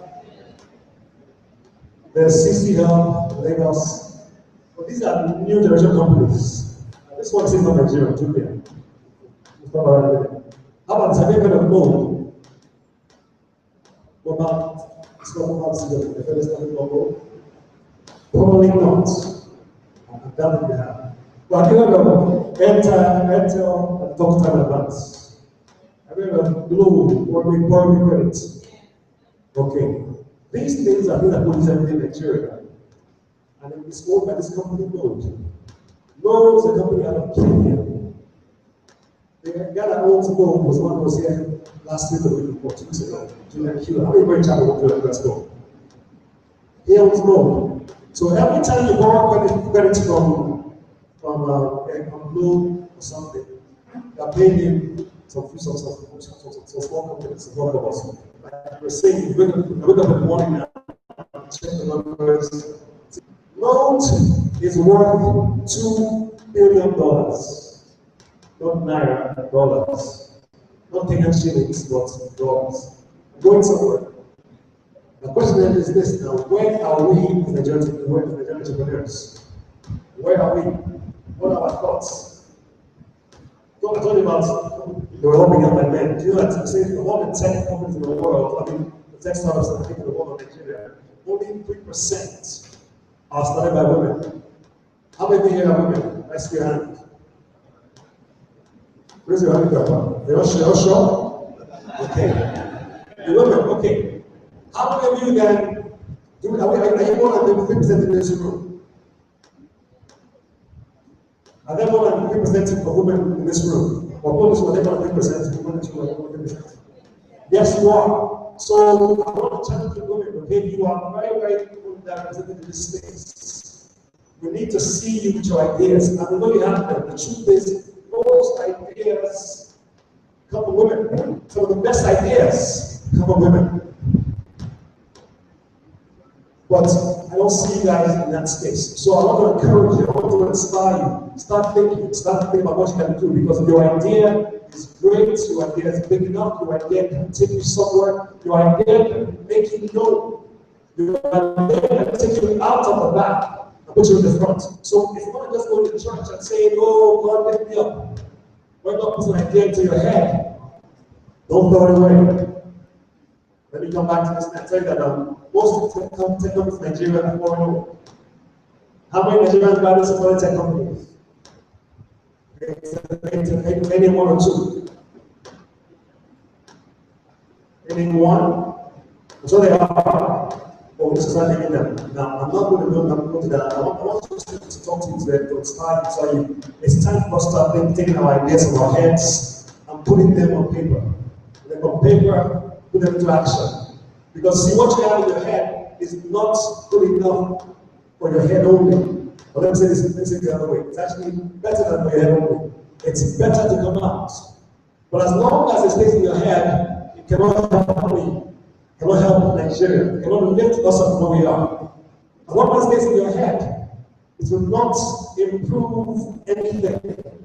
So it's time to take it out of your head. Your idea is too small. It's time to stop saying your idea is too big. It's time to stop saying your idea might not work. Because my question is, what if it works? I'll tell you a story and then I'll begin to round up in a minute. There was a man who was by the waterside one day. He was watching some guy inside the river. And the guy was catching fish. And what he would do every time he would catch a fish, and then when he would get the fish out of the water, he would get the fish and put it in his hand. Then he would bring out a stick. Not much bigger than this. And he would measure the fish. And if it was bigger than the stick, he would throw back into the water. And if it was smaller than the stick, he put it into his boat. And he did that for a long time. He was catching fish, big ones, measuring them, throwing them back, small ones, measuring them, put them inside. And so the guy was watching from inside and said, excuse me, sir, excuse me, what are you doing? They said, oh, I'm catching fish. I said, yes, it's always catching fish, but I watched you catch and measure, catch and measure. Some you throw back, some put inside. Why? I said, oh, you're a very silly man. This thing I have right here is the size of my frying pan at home. So if I catch a fish and it's bigger than the frying pan, I can't cook it. So I throw it back. But if it's smaller than this stick, that means it will fit in my frying pan. So I keep it. Am I not smart? Was he smart? Was he smart? No. Now here's what I'm saying. Many of us have ideas, we have thoughts. We have ideas in this tech space, ideas in this tech world. I just heard one just now, it's a great idea. People may not understand it right now, but it's okay, keep working at it. Don't lose track of it. Don't ever throw it back in the water because it's too big for your frying pan, or for the frying pan of anybody in this room. If it's too big, cut it off. Hello? If it's too big, fold it in half. But don't throw it away.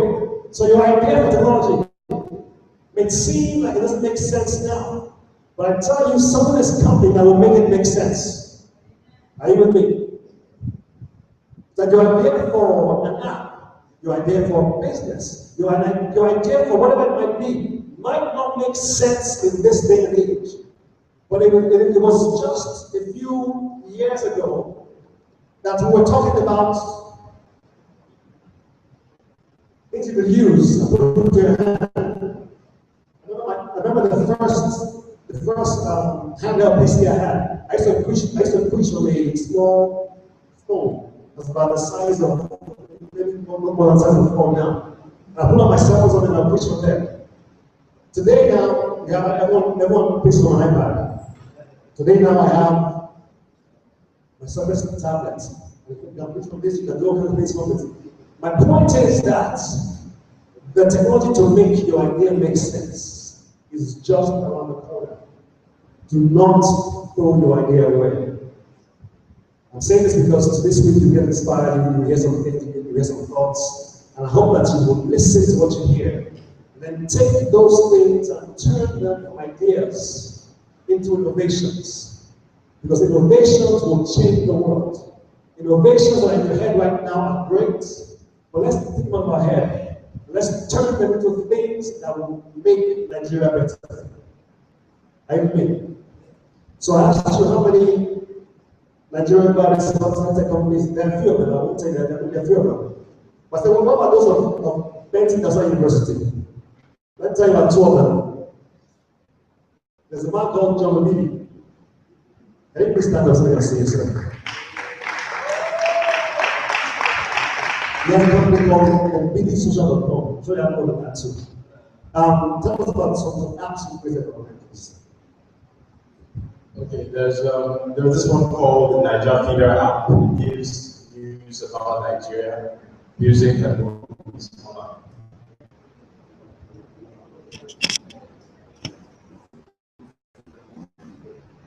Yes, this year he does this social media tips. He just finished the program we made us call social media bootcamp. He's doing a great job. Okay, this is someone who was a student how many years ago? 5 years ago. Now he's an entrepreneur. One day he's going to be a billionaire, and I'm going to say I knew this guy right there. So I know you. I used to know you. All right. I used to know you. I used to know you. Okay. All right. We have there's another gentleman called Gerald Conway from the Space. It's supposed to be coming. He's not a company called Clickit.com. Clickit is close to Conga and Jumia, but it's a mixture of Conga, Jumia, Craigslist, Facebook, all kinds of things. It does all many things together. It's a place where you can actually come together and buy things, you can advertise your events, you can advertise other things online. But the point is, these guys were students just like you. Today they have companies. Today people are getting to know them, and very, very soon they will become something big. Where are you on that race? Where are the rest? What are the excuses? There's no environment, no capital, there's no backing. So that's what we always say. There's no capital, there's no environment, there's nothing else. But these things I'm talking about here started small. Today they are big. I'm sure that when you started there was no environment then. But today, you're the one that's creating the environment for other people. Can we give that better hand, please, for doing that? You are creating an environment. It's possible. You can do it. Your ideas are great. Your ideas are good. Don't let anyone ever tell you your idea is too small. Don't let anyone ever tell you your idea is too big. Whatever your idea is, it's your idea. And you can do something with it. So I'm meeting the next Nigerian entrepreneur, the next Nigerian entrepreneur who will make a difference, who will shake the tech world, and we want to meet that person. So I'm telling you that BIU is here now to support Nigeria's Silicon Valley. I spoke to a gentleman a few days ago, just about 7 days ago, who works for the bank and sorry, for First Bank, and he said that there's money that people are waiting to invest in Nigeria. People are begging for investment in Nigeria. Whether it's technology, whether it's agriculture, whatever it may be, they are waiting for it. But what that to me was very interesting. And his idea is to start or to support Nigeria's Silicon Valley. That means he wants people who have ideas, who have thoughts about technology, and want to see that in the world. He's ready to support that. So I told them I also want to support that because we want to join our hands together to make Nigeria the greatest country in the world. We want to make Nigeria by 2025 the world's most desirable country to live in. We can do it. We can make it happen. But I will make it happen. You will make it happen. So your ideas, your thoughts, nurture them, grow them, pour water on them, let them become something. Because that thing that God gave to you was not by mistake. It was put there for a reason. It was put there to bless me. It was put there to bless us. It was put there to bless this nation. But right now, it's still in your head. So it's not blessing me yet. So please, I'm begging you, bring it down. Bless me. Is that okay with you? You want to bless me with something? Yes? Yes, please bless me. Why? Because I'm a tech junkie. If anything new comes out, I buy it. I like it. I have a Samsung Gear watch. I have a Surface Pro. I have the iPad. I bought the iPad 1, iPad 2, iPad 3, iPad 4. As a matter of fact, in Apple's company, in Apple's HQ, they were saying, should we make iPad 6? I've already made 5 already. So don't worry, we buy. The point is this: make yours, I will buy it. Is that okay? Hello? Make yours, I will buy it. We're looking for the next technology entrepreneurs. So the time has come for the birth of Nigeria's tech entrepreneurs. That person, I am looking at him right now. I'm looking at her right now because you are in this room. So I want to see you someday soon, doing great things. I want to shake your hand. I want to meet you not in Lagos, but at Google headquarters in Mountain View, California. I want to meet you in Bill Gates' house. Say yes, I still did. Yes. Are you with me, please? Is that going to be you? I hope so too. So time has come for you to start thinking, start birthing, start making it happen. Nigeria can be great. You can make it great.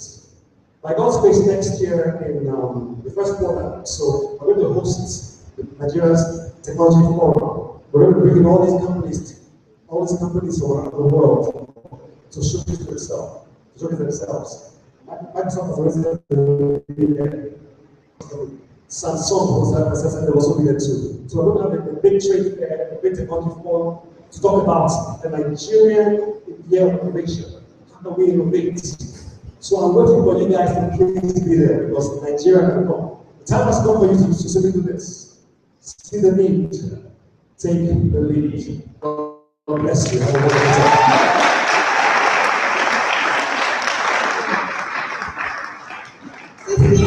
wonderful time. Don't stop, please.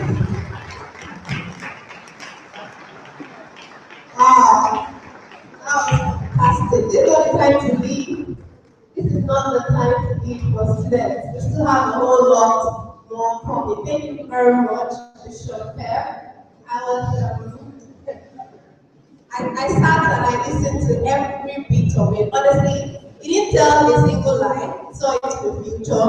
And more importantly, he saw into the main ingredients of the 3 days that we have organized.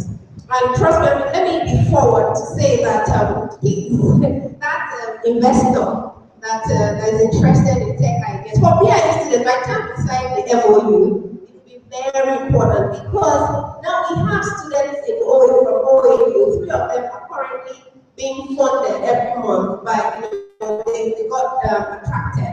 An investor got attracted to their ideas after presenting them, and that has fetched them that limitless and continue funding to keep working on their ideas. So please, if you are here, this is not a time to. This is a time for you to even start scribbling down. How many of you that? Sometimes you just quickly write like that a lot. Because one day you will see that thing. And then you'll be like, okay, I wrote this, and then you begin to build on it. So please, they always say that the fastest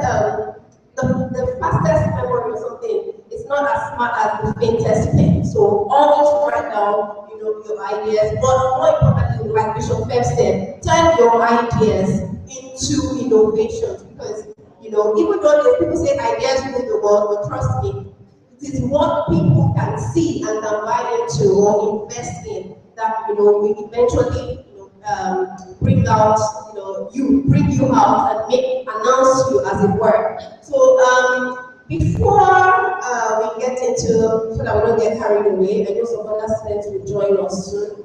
We'll be bringing up the next keynote speaker from Microsoft in person of Shola Amusan, representing Patrick Owumer, the education lead for Microsoft. One second, sorry, I forgot. There's supposed to be a question and answer session after Bishop Pep's speech. So please, if you have any questions, kindly raise your hand. Maybe something he said wasn't clear or you want more further clarification. And congrats to the young man that won some cash. See, that's what boldness earns you when you are bold enough to come and say what you want to speak. So please, any questions? Any questions? I mean, you can remember what I said about questions. Ask questions for exactly. No question is stupid. So please ask questions. But in the absence of that, because I can see that a lot of people are looking at me like, okay, they don't want to ask the questions now. But if you have the questions, you can still send them forward. But because we don't want to waste more time, we'll move on to the next speaker, and that's in person of Shola Amusan from Microsoft. Like I said, representing Patrick Owumer, the education lead at Microsoft. Thank you very much, Shola, for your presence here. There's a round of applause for you. Thank you.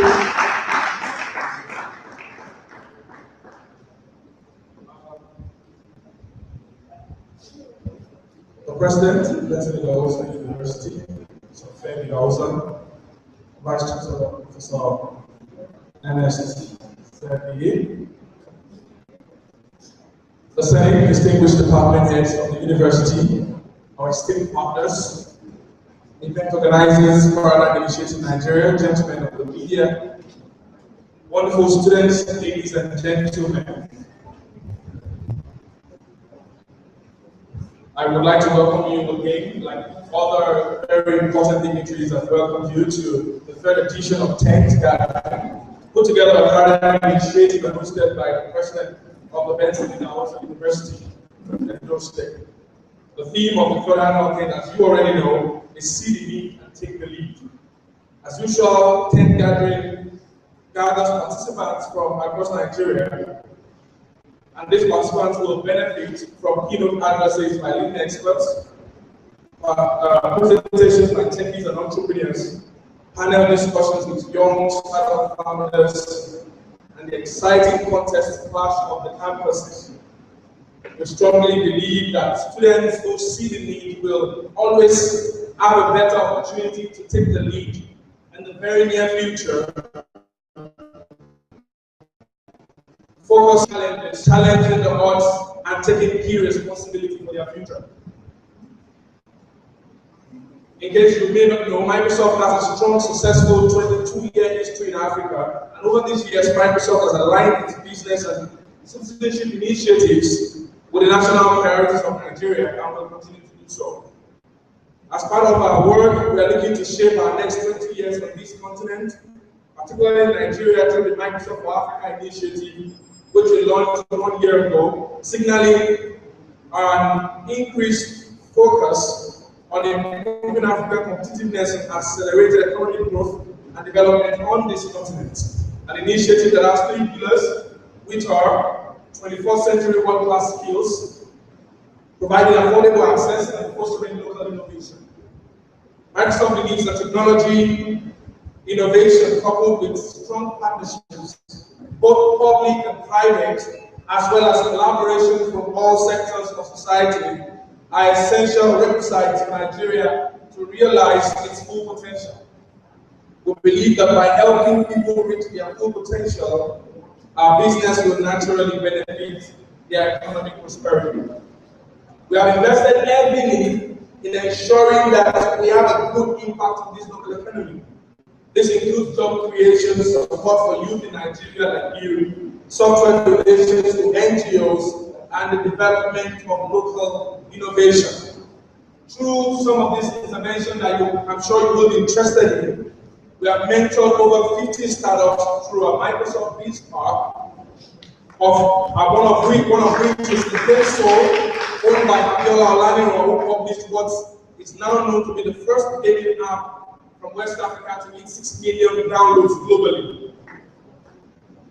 We have contributed to 45,000 jobs created $4 million in cash and software are being donated to local non-profit organizations. 5,000 of our Nigerian students are changing the world through the Imagine Cup. 70,000 teachers are trained through the Microsoft Partner in Learning Network. 15 by the Legal Digital Hubs created in collaboration with the British Council. Digital access for 100,000 young people through our Shape the Future initiative. Digital access, as I said, for over 100,000 people, and over $1 million data analytics and decision tool to support the President's emergency plan for H2B. There are lots and lots of initiatives you can benefit from. But in order not to take our time, I've also talked about the over 138,000 downloads of free developer tools and applications by technical students since 2009. We need to redouble our efforts, and that's why I'm here today. Some research that was conducted by some Fortune 500 companies with some Harvard professors concluded that one's ability to generate innovative ideas is not merely a function of the mind, but also a function of behaviors, a function of innovative paradigms. Innovative people systematically engage in questioning their environment. They observe, they network, they experiment to challenge the status quo, and they spark new ideas by identifying new patterns.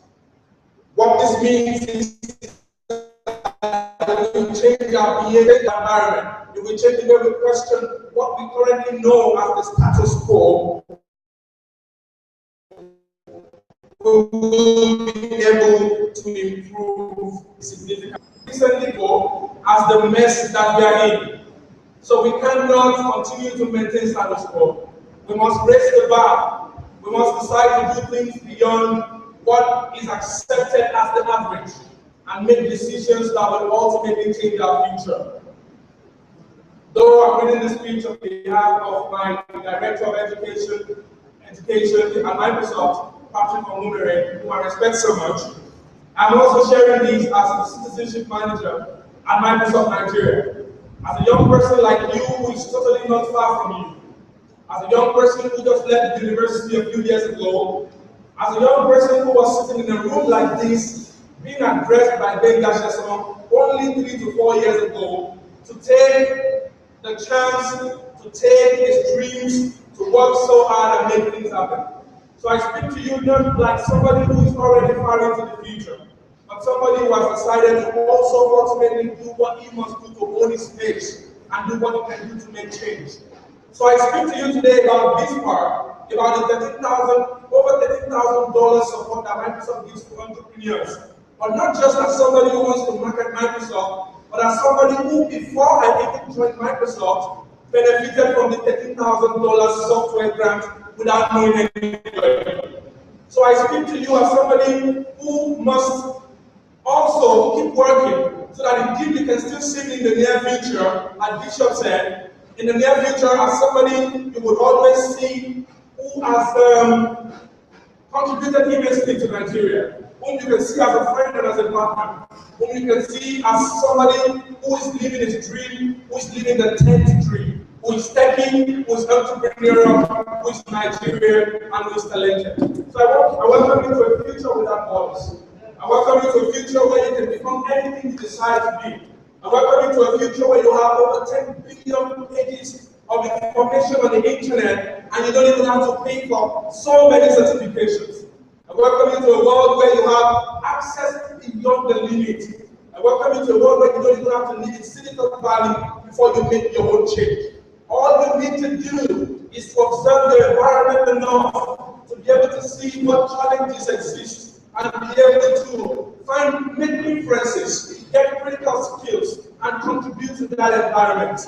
The world where investors have money but are looking for who to give. A world where investors have a lot of resources but are worried that people are not skilled enough to give them return on investments. This is the world that you have found yourself. A world that has no boundary, that has no device, a world that even though it's filled with opportunities, it's also filled with challenges. Why? Because you are not comparing yourselves to 20-year-olds in Nigeria alone, but you're comparing yourself to 20-year-olds all world over. So you must think differently, you must imagine differently, you must position yourselves and make friends with people all over the world, and make critical connections, and learn a second language, and still all you can do to have a critical edge, and not just be part of the number. There's 7 billion people in the world today. There are over 70 million young people in Nigeria today. Those are the numbers. Are you just going to be part of the numbers, or are you going to make the difference? That's what Kent is about. That's what being here is about. That's what Paradigm Initiative is committed to do. And that's what they've been doing all over the years. So I can say critically that even though I work with Microsoft, even though I represent one of the leading software companies in the world, software and services company in the world, I also represent a product of what Paradigm Initiative is able to do. And I'm excited that I'm here today. I'm excited that once I used to be on the receiving end, and today I'm at the giving end. And I will still continue to be at the receiving end and be at the giving end. Thank you so much for your time. I wish you also deliberations, and not just deliberations, but fruitful results that will come out from these sessions. Please have a wonderful time. Thank you.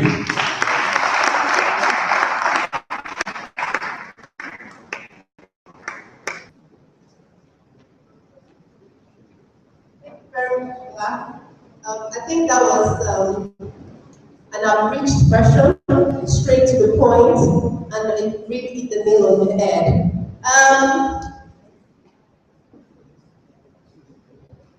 Okay. If anyone has any questions, this is an opportunity for you to show your face to Microsoft. If you get what I mean. Okay. Oh, fantastic. See, I love ladies. A round of applause. Please, let's have your question. Someone has a question in the audience. Okay, oh, please, can you get the mic to her? And please tell us who you want to address your question, whether English is or Bishop Fem or Shonams. Good afternoon, everybody. My name is Idahosa. I'm from the level computer science. I'm addressing this question to Mr. Shola. I want to know what's the criteria or what are the requirements to work with Microsoft, and tell us the position in Microsoft.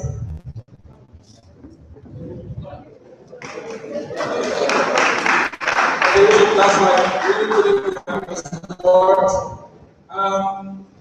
Well, I'm not in HR, so I'm not able to tell you what vacancies are available. But what I'm able to tell you is that every organization, particularly one that is like Microsoft, which may be a very company to work with, are always interested, or is always interested in people who are passionate, who have the right skill sets for whatever job they are applying for. And then, so I'm going to talk about that generally. So you need to be just different from your peer group. So I joined Microsoft just recently, okay, and I'm going to tell you that I know working with Microsoft because I can program 20,000 different programming languages, even though I am a little programmer because I studied computer science. Okay, but I work with Microsoft in the capacity of the non-profit and youth league, which we call citizenship league or manager at Microsoft. Do you understand what I'm saying? And so while I was in school, if you want me to use that as an example of how you make your path to maybe not Microsoft, maybe Google, maybe HP, whichever company you want to work, I started a small group called the Software Developers and Staff Initiative for Nigeria.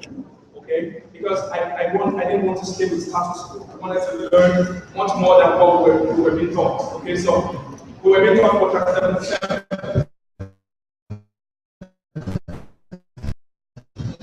Okay, and last year I learned 2008 I joined Facebook, and they told me that this guy was in year 2 student to develop a social network. And I'm like, what in one way? 47 is not even object oriented, am I correct? So how am I even able to create that kind of stuff? So we started a working group, and we started learning out, we were learning Java, we were learning VB, and we started developing stuff by ourselves. So through that organization, we trained close to 4,500 students. Won an IT training scholarship, over a million naira IT training scholarship from HIT. Invited big access of paradigm gracefully, and it almost came always because it was just a few weeks. I think it was a few weeks, a few months after I graduated, and it came for free. It came to speak because it challenged us. What giving I picked from there was that I could become anything I wanted to be. So I kept working, I kept doing all these things. So what made me attracted to Microsoft, so what I'm doing right now, are the things that are going in the non-profit scene. So I've spoken to over 18,000 university students before I even graduated from university. Okay, so I was all over the country talking to people about some of the things I love to do. I'm basically extending knowledge of technology across different campuses. Okay, so every organization wants to see somebody exceptional, somebody different. Okay, some young people don't even have an active email, you don't take maybe in 2 months.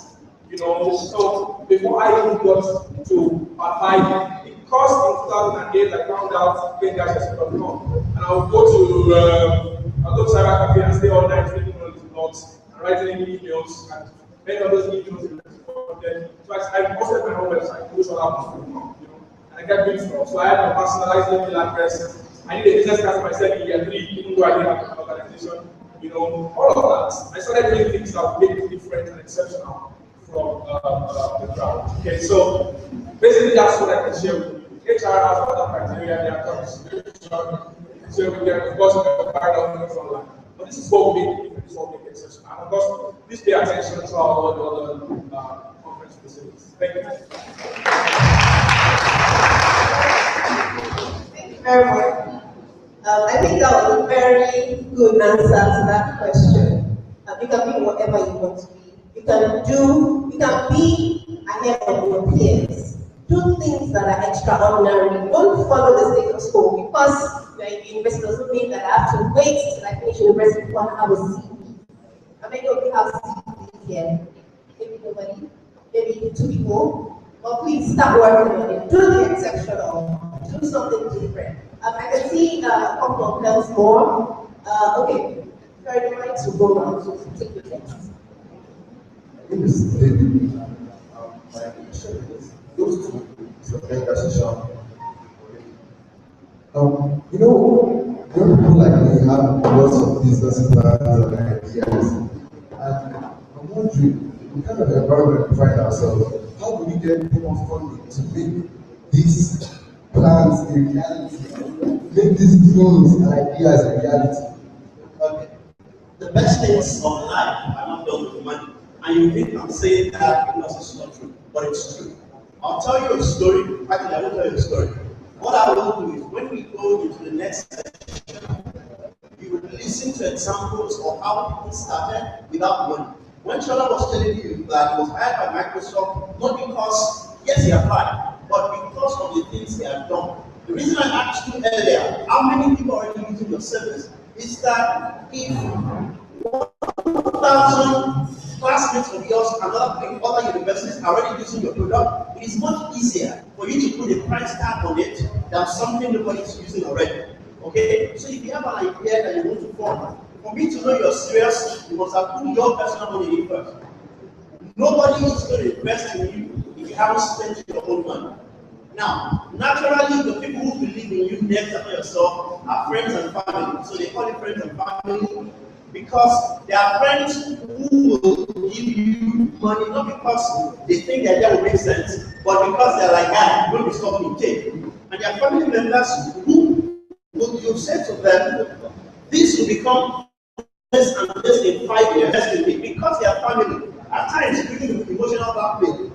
Okay, where you tell them that, oh, I've told I've spoken with my dad, and they said he will call you. So please, when he calls you about my idea, please tell him how much you're going to use to support. And after that, when the idea makes sense, when it solves problems, you need to begin to plug into areas where you can meet people who are interested in supporting. Guess what? It's a lot easier now. Now we've got the Lagos Angel Network. We've got Tech About what's the one again? Founders, the Founders Combo. And apart from that, so I've asked him to speak a bit about Angela, because what they do is train you and connect you with how to earn money. So you get training, you get paid while you're being trained, and then you get to earn money. So that way you're within a system that allows you to grow and to get resources. But trust me when I say this, if you're really solving a problem, then you will not need to look for money for too long. Your problem now that this thing solves problems. How many of us were worried or surprised when WhatsApp was sold for 1 billion? But Instagram, when we heard about Instagram, for $1 billion, right?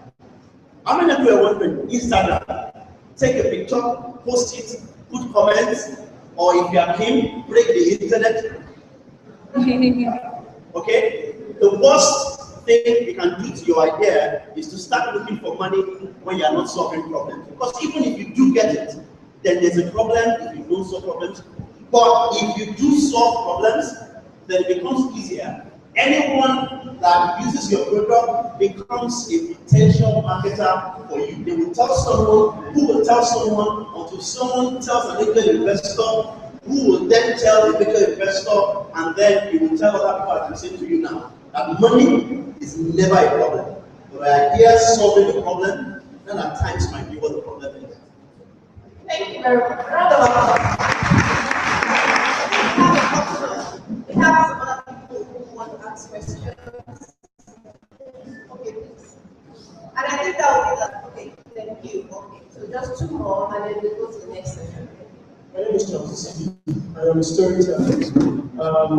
And the reason I stopped to ask the question was to give my friend question. Because your friend wants to ask a question. That's interesting. That's new. Okay. Okay, my name is Abu.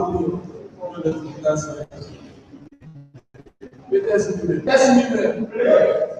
best of those skills and the mention something about about forms that are like such a million. And I do a lot of programmers and so they are specifically the examples. And I want to make sure that you don't have things that did that like and they're not motivated. I know if a lot of people know about this initiative and this idea, they want to bring and come back and bring the internet.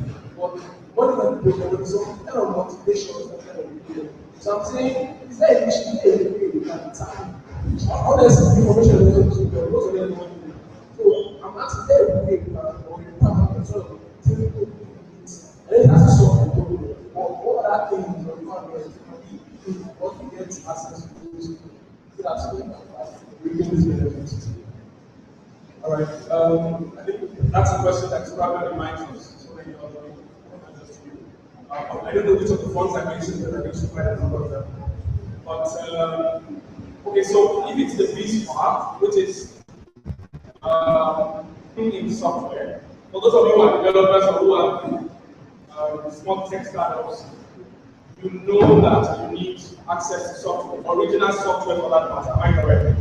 So at some point in my work as both a student and an entrepreneur, I needed some software to do to make apps, develop. By the way, I have like 6 apps in the Google Store. That so many of my friends call crappy apps, but then it got me quite a lot of results. So some of these are kind of developing them. I needed access to good software, and I applied for the Microsoft Business. And it was so very simple to apply. Just went to Microsoft, I just big this and search for Baseball. And when you get online, you will see some of the requirements. But it's really simple. All I had to do was to have the name of my company, not even necessarily registered.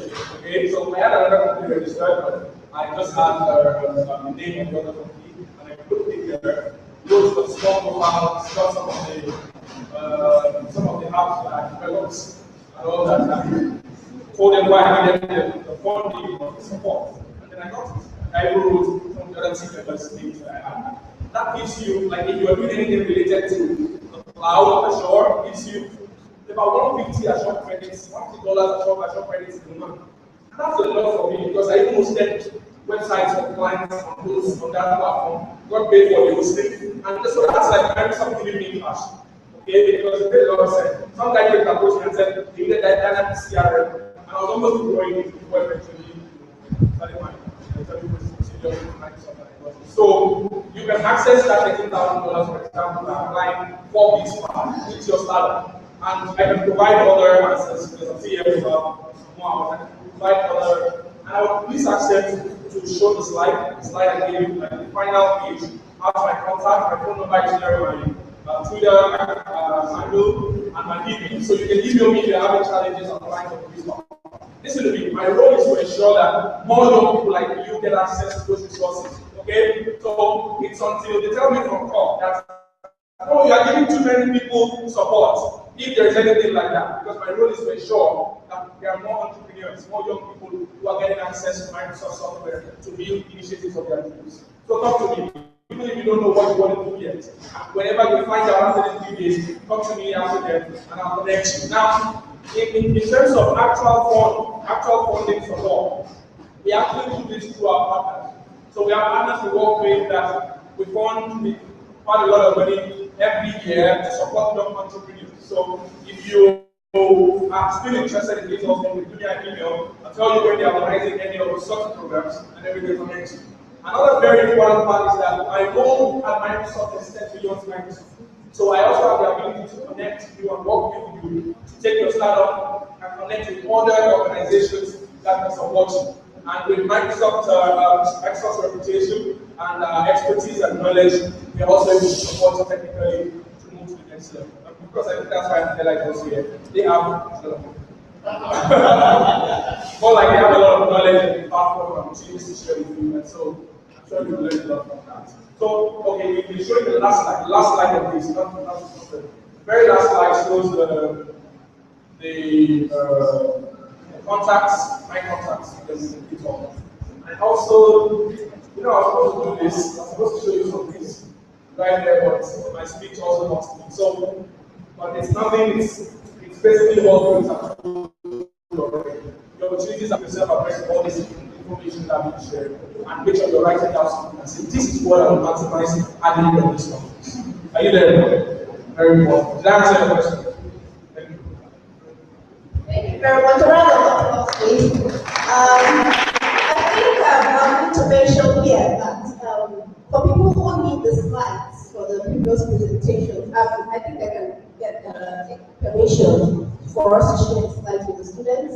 Okay, so as long as your name and all that, the contact details are with us, we can share the slides with you via email. But in case you haven't registered, please go and do that. And I'm sure PD will also share the slides as well. And I think we can get in touch with you.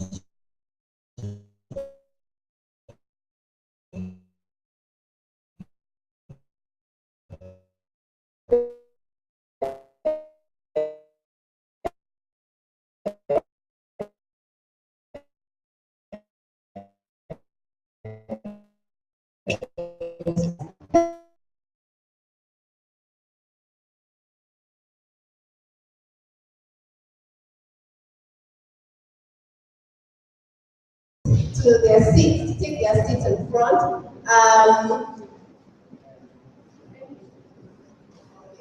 So first I would like to call Iyoluwa Aboyeji. It's a round of applause.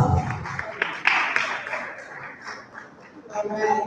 And then I would also like to call Ikechi Okwone. Please, I'm sorry if I misspelled or mispronounced your name. And then last but not the least, I'd like to call John Obidi. A round of applause, please. And of course, this session is going to be facilitated it's going to be charged by our own ED, Vega Sheso. Thank you. One of six. Okay. Sorry, my organs stop. We're streaming this. That's one of the things we're doing that. Okay. This is the session I've been looking for, and I ask you to pay attention. This is the session where we live here. This is the session where I ask the tough questions. One of the things that we say to our speakers is, please, we know you are a success, but tell our participants how you got there. So what I'm going to do is I'm going to start, okay, maybe just as we're ready to start with you. I'm going to ask you to spend about 5 minutes each, introduce yourself, tell the students why they need to listen to you. Okay, I can tell them 1 things that you guys have done, why they particularly asked you to come, but I like to tell them in your own words. And I'm trying to calculate your ages, but they're very close to you, trust me. In terms of the number of years, from specifically you mentioned that actually what schools you came out from and when. Okay, so we'll do that with me, and then have Nkechi, and then we'll go to John, and then I'll ask very, very tough questions. I'm scared.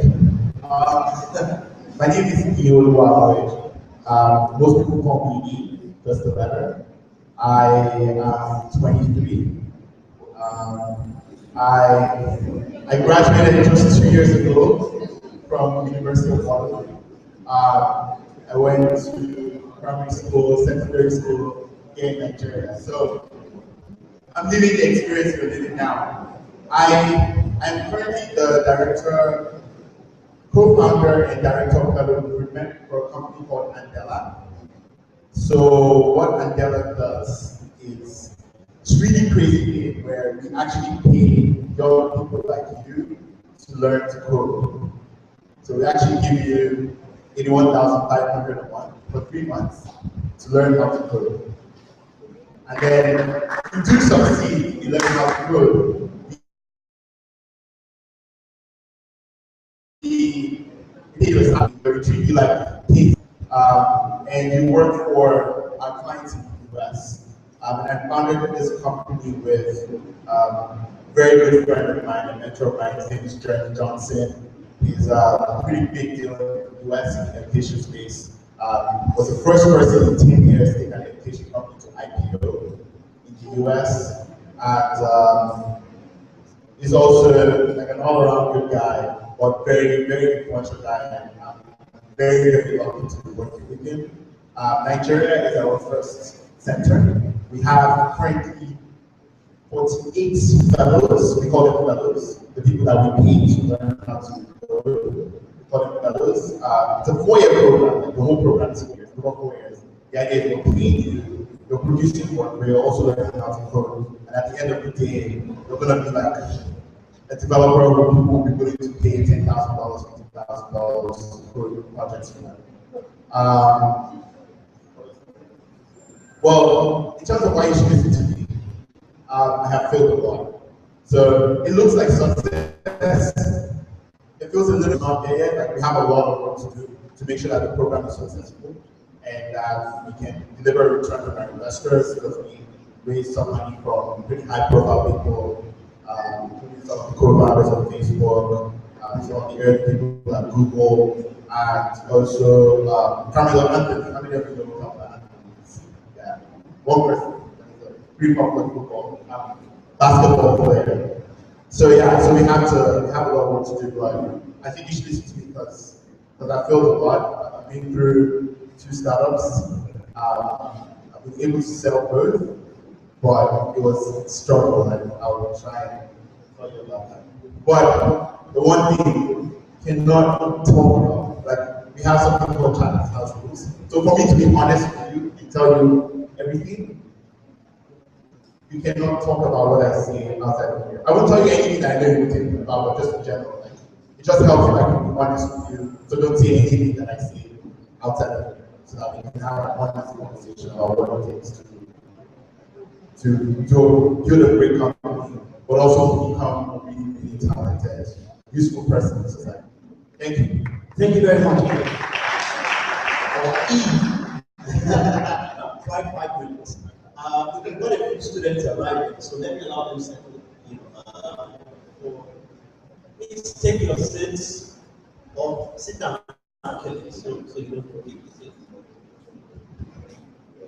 Are those students from what school? OAU. Oh, okay. That's good. Finally, you're here. Welcome. Please settle down very quickly so we can continue this. All right, I'm coming to you now. So one of the things that we saw Fred talk about earlier was 3%. That's the figure for women who start tech companies. I don't need to put you under pressure, so no pressure, but I would like you to please spend 5 minutes to talk to me. I just want them to know you already because you work here. And I think the best we really learned were making some noise when you were introduced. Okay, so please let the students meet you, and you might want to share a few things about the law that also affiliated. Thank you. Hi everyone. My name is Chokoni. Like you said, I'm from Delta State. I'm 26. I would like to talk about age. I was 26 last month. I feel very old. By the time I was 20 years old, let me give it 25, I'm sorry. You look like you need a lot of work. I graduated from the University of Port Harcourt 2010, that's like 4 years ago, so now I graduated at like 22. After spending like 7 years in school, trying learning and all, so I entered to and I studied electrical electronics engineering. I came to Edo State because I came to do my service, so I didn't come here by my own interest. You know, when you mention Edo State, you don't mention the development. As a there, I would say before the covering governor came into place, I didn't know that a lot. And I came here to serve unwillingly, but I would say by the grace of God, and I'm so grateful that I came to this to this state. I came here to serve in 2011, and I was posted to a place called the Edo State Government House. And when I saw the posting, I'm an engineer. I wanted to go to, I had so many things I wanted to do. Or like, I understood there, I thought I wanted to finance my dreams. But I've gone through the hard way and from well experienced courses like paying national and the likes. I've got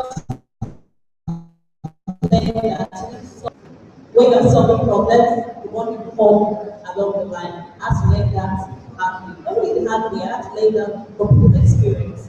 So I came into SEB, and after SEB, I don't, I'm starting with myself. I talk to myself, I talk about myself. So the aspect I want to dwell on by introducing myself is that, okay, I'm single also, I'm not married.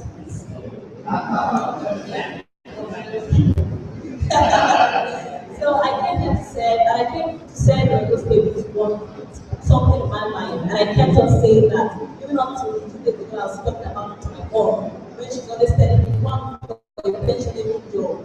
I tell them that when you're talking about pensionable job, don't call me. I'm not a pensionable individual. I can't be brought up like that. You know, I'm not here. I thought I'm a social person. That's what everyone goes through for that. Social person. I want to do things that affect human, and to do things that would pass through life just like that.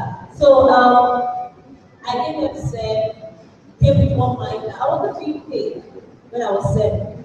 I came here to say, God retained my hard work. In time, I guess I was talking, we talk about that. God retained, got an appointment, and along the line, with wonderful persons, some of them are here. We started involved in those things. I think that one of the best for small Sabi Hub, you get to know that along the line, and we are here today to try to move things through. Now, why should you listen to me? I think you all should listen to me. And I'm sure you all should listen to me because where you are trying to go to, that people are going to them. Or rather, people are going there. You want you to want so many of the experiences you all are trying to pass through right now. So I can tell you that I have a thought like in front of me. And when you listen to me and follow through, I'm sure you can get the good person.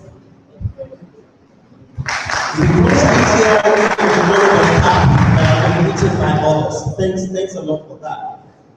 Okay, John had some introduction earlier by Bishop Bear, but I'll let you speak for yourself now and introduce yourself. You were here a few years ago.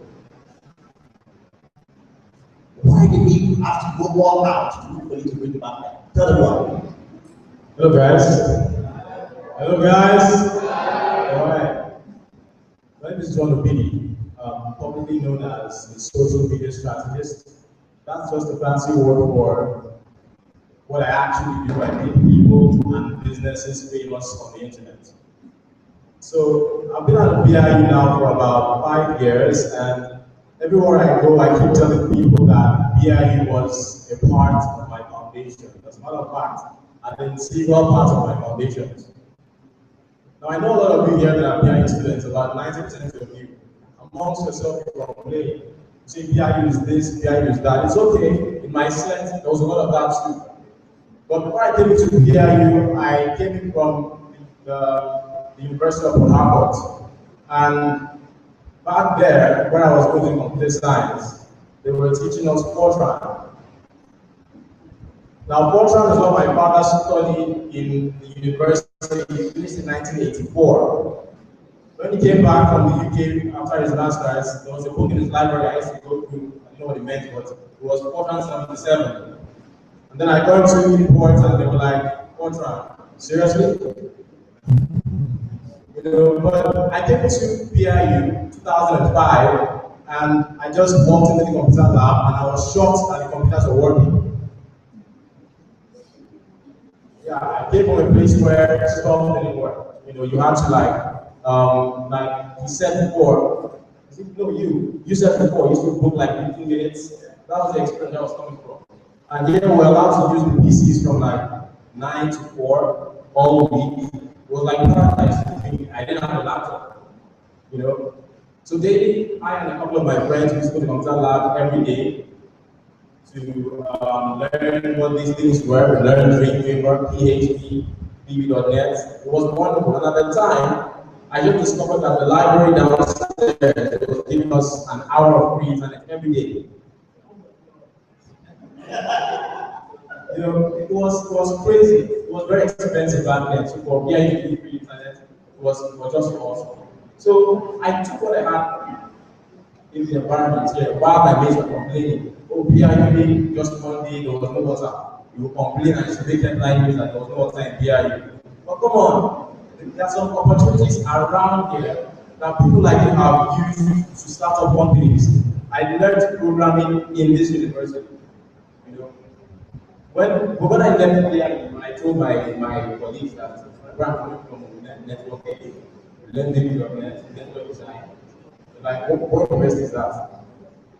You know, so anyway, that's just one thing. Why it seems to me, I've been through this system. I've been through the level that many of you are now. Most of you have a big idea of what you want to be after school. I'm sure if we ask you all what you want to do after school, you say you want to make money. Yeah? We all said that. Can I just confirm, is he right? Yes. He is. Oh, okay. Amen? Okay. So I've been at this level before, you know, where that's your period of self-discovery, trying to understand what exactly is your talent, what exactly is your gift. If you do have a talent, how you can monetize that gift. I have been there, and I can hopefully share some of my experiences with you. I just concluded what Bishop Webb was talking about, the social media for business bootcamp, where I taught people like you, students from University of Lagos, and other people who were basically unemployed. I taught them how they could make over $2,000 a month working from home, getting paid in dollars by Google. Okay, so this is something I learned without having a laptop. I made use of the computer lab. I wasn't that privileged, even though I came to BIU. But somehow I managed to take what I had. I had wonderful lecturers. Some didn't see them as wonderful. But when I heard that Reverend Obada studied in Cyprus, I made him one of my best friends. You know, some of you look at him as so mighty lecturer, but there's so much I learned from him. The other lecturers who are sitting here who have left now, but I'm just so glad to be back here. Thank you. Great. Okay, now I'm gonna go to Mickey now. So every journey has a beginning, right? I remember I said electrical engineering. We had 3 women in my class of 120, and about 5 graduated because 2 other people joined the other department and all that. Now, how did you get started? There are not too many women in tech. We know that, right? Because many times we try hard to look for them, and I actually don't find them. How did you get started? And what was, not one thing, what were the things that really kept going as far as starting and sustaining this is concerned before getting there? And I'll still come back to you to later about where we are right now. But how did this all start? How can they get started?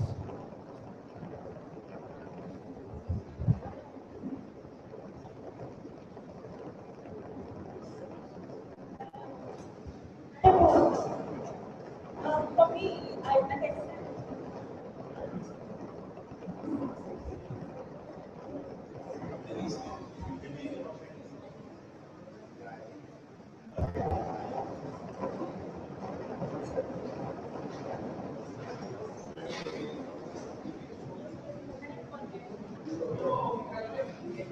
How did you hear that? I was asking you.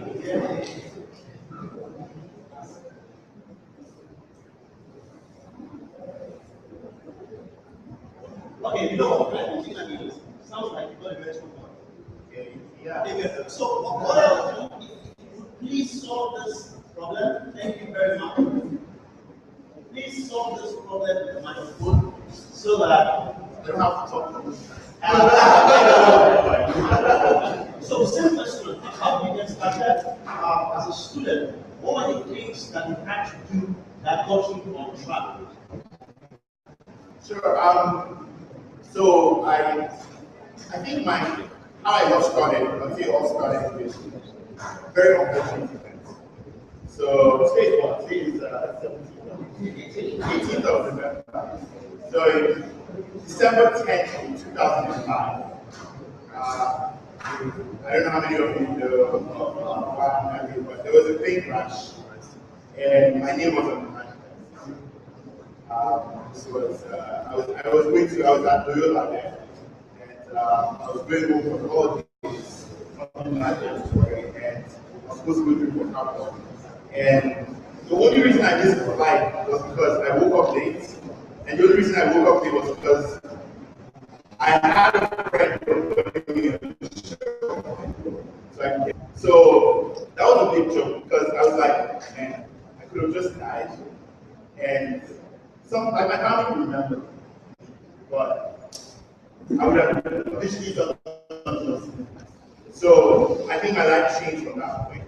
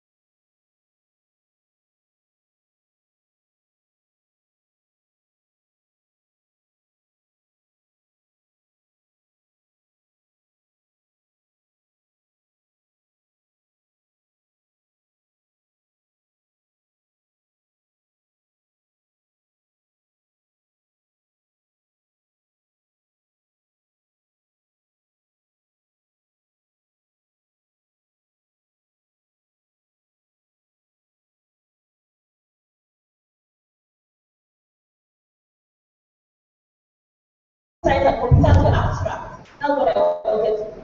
Sometimes I didn't think such wonderful friend. I went to university. My friend there for anyone that knows the best of the faculty, no business is not a no business. That's 10 years without to get a federal school, so you know what that means. I was 18 out of, without struggle, I was 18 out of them, 2,000 students, without keeping or bothering myself. So I had that background. And entering school, I was pretty sure that I was first class student. But my mom said to now that yeah, see that because you got to university, that's the result. Go back. You need to go back to school. So I went in there very prepared. You know, I was the guy when I was the person who graduated the first class in my class. I mean I was not really. But when I got into school, my first year I had 3 easy results. And guess what? In mathematics. It didn't make sense. I had this result, I had everything. I got hit by the hard line. I got to the real world, I was swimming in my own name, you know. Even up to last month, someone was checking your face with my secondary school mates, but then becoming a mathematician. In fact, someone like that, secondary school called me 2 years ago. I want to know what you graduated with. And guess what I graduated with? 2.2, not just 2.9, not 3.4, 2.9. You know, I went through school the hard way. While I was young, I was stressed by lecturers. I was, what do you call it? I was, but I don't want to say which of the lecturers, but if you come lecturers taking advantage of you, trying to take advantage of you, I had that.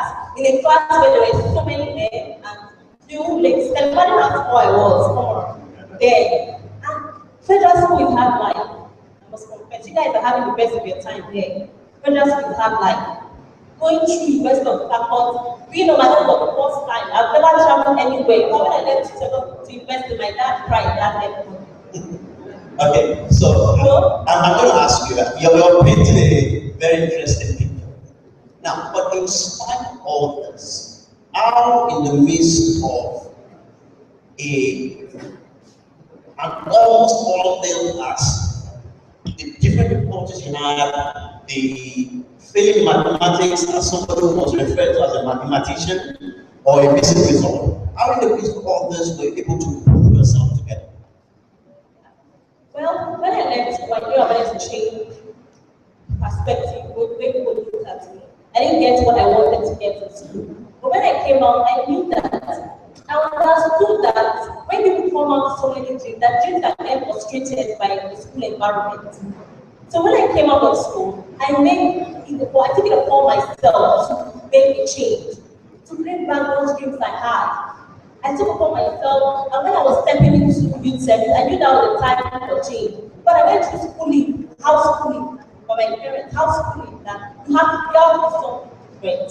Because they too wanted me to come out with my colors, like to come out with my colors. And I knew I didn't get invitation or some job I wanted, having that kind of result. So I knew I couldn't, by just submitting my CV, I would not get the reply I wanted. So I took it upon myself that I wanted to change. As I'm coming to a new state to say, this is an opportunity, a new opportunity for a year. I wanted to change. I wanted to be a woman different, that I would stand there and I would ask to be retained. I would beg to be retained. That was my guiding principle.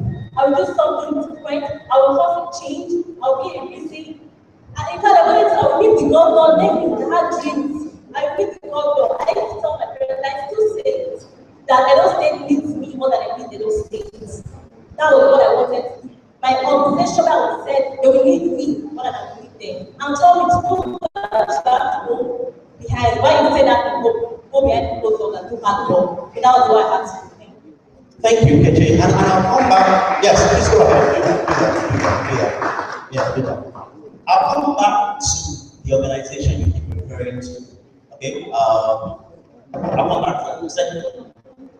John, same question. I know you've kind of talked, to it a bit, but just tell us a bit more. What were 3 routine things that you did while on campus that you look back now and you can tell this is what we are doing today? Okay, one I've mentioned before, I didn't have a laptop when I came in. I was always practicing. I was always in the computer lab practicing. And the second thing is very linked to it. I had very good friends. My best friends were the best programmers. So naturally, I was one of the best. So, question: did you choose them because they were programmers, or it just happened that your best friends were programmers? Well, I was seeking programming know-how, so I made them my friends. Yeah. So three things that I did. One, I was always practicing. I didn't let my disadvantage become an encumbrance. I got to the computer lab. I used it as often as I could. If I could borrow, I borrowed. I got my first laptop in my 300 level. But in those first 2 years, I practiced everything. As a matter of fact, I would look into the curriculum for the next semester and see whatever programming course was going to come up. I would go back home, download ebooks, and try to be the best at it. I mean, I wasn't as good at math or other abstract things, but I was always the best at anything programming, anything practical. C++, VB.NET, web design, that was my thing. Interesting. So now I come to that money question. Okay? And when I say money question, I mean two things. Number one, so people in the room have asked, someone asked a question earlier, and I think, it speaks on behalf of a lot of people when you ask that question. How on earth do I connect my idea with resources? And when I'm saying this, I'm saying, please, and I'll come to you, maybe let's start with you. We'll just go back the same way. How did you get the first public? When I say public, not private, it's still private in some sense, but non-family, non-friend, even that, you can speak to it. So what I would like to know now, in about 2 minutes, or 2.5 minutes, is you've told us how you got started. Question is, how did you get here? So in your case, for example, you mentioned, from book lecture to fora to Andela, what exactly happened and how do you connect the resources? So there's a couple things involved there. I'm going to be very honest about how we got here. First is actually money actually matters. I'll be honest with you.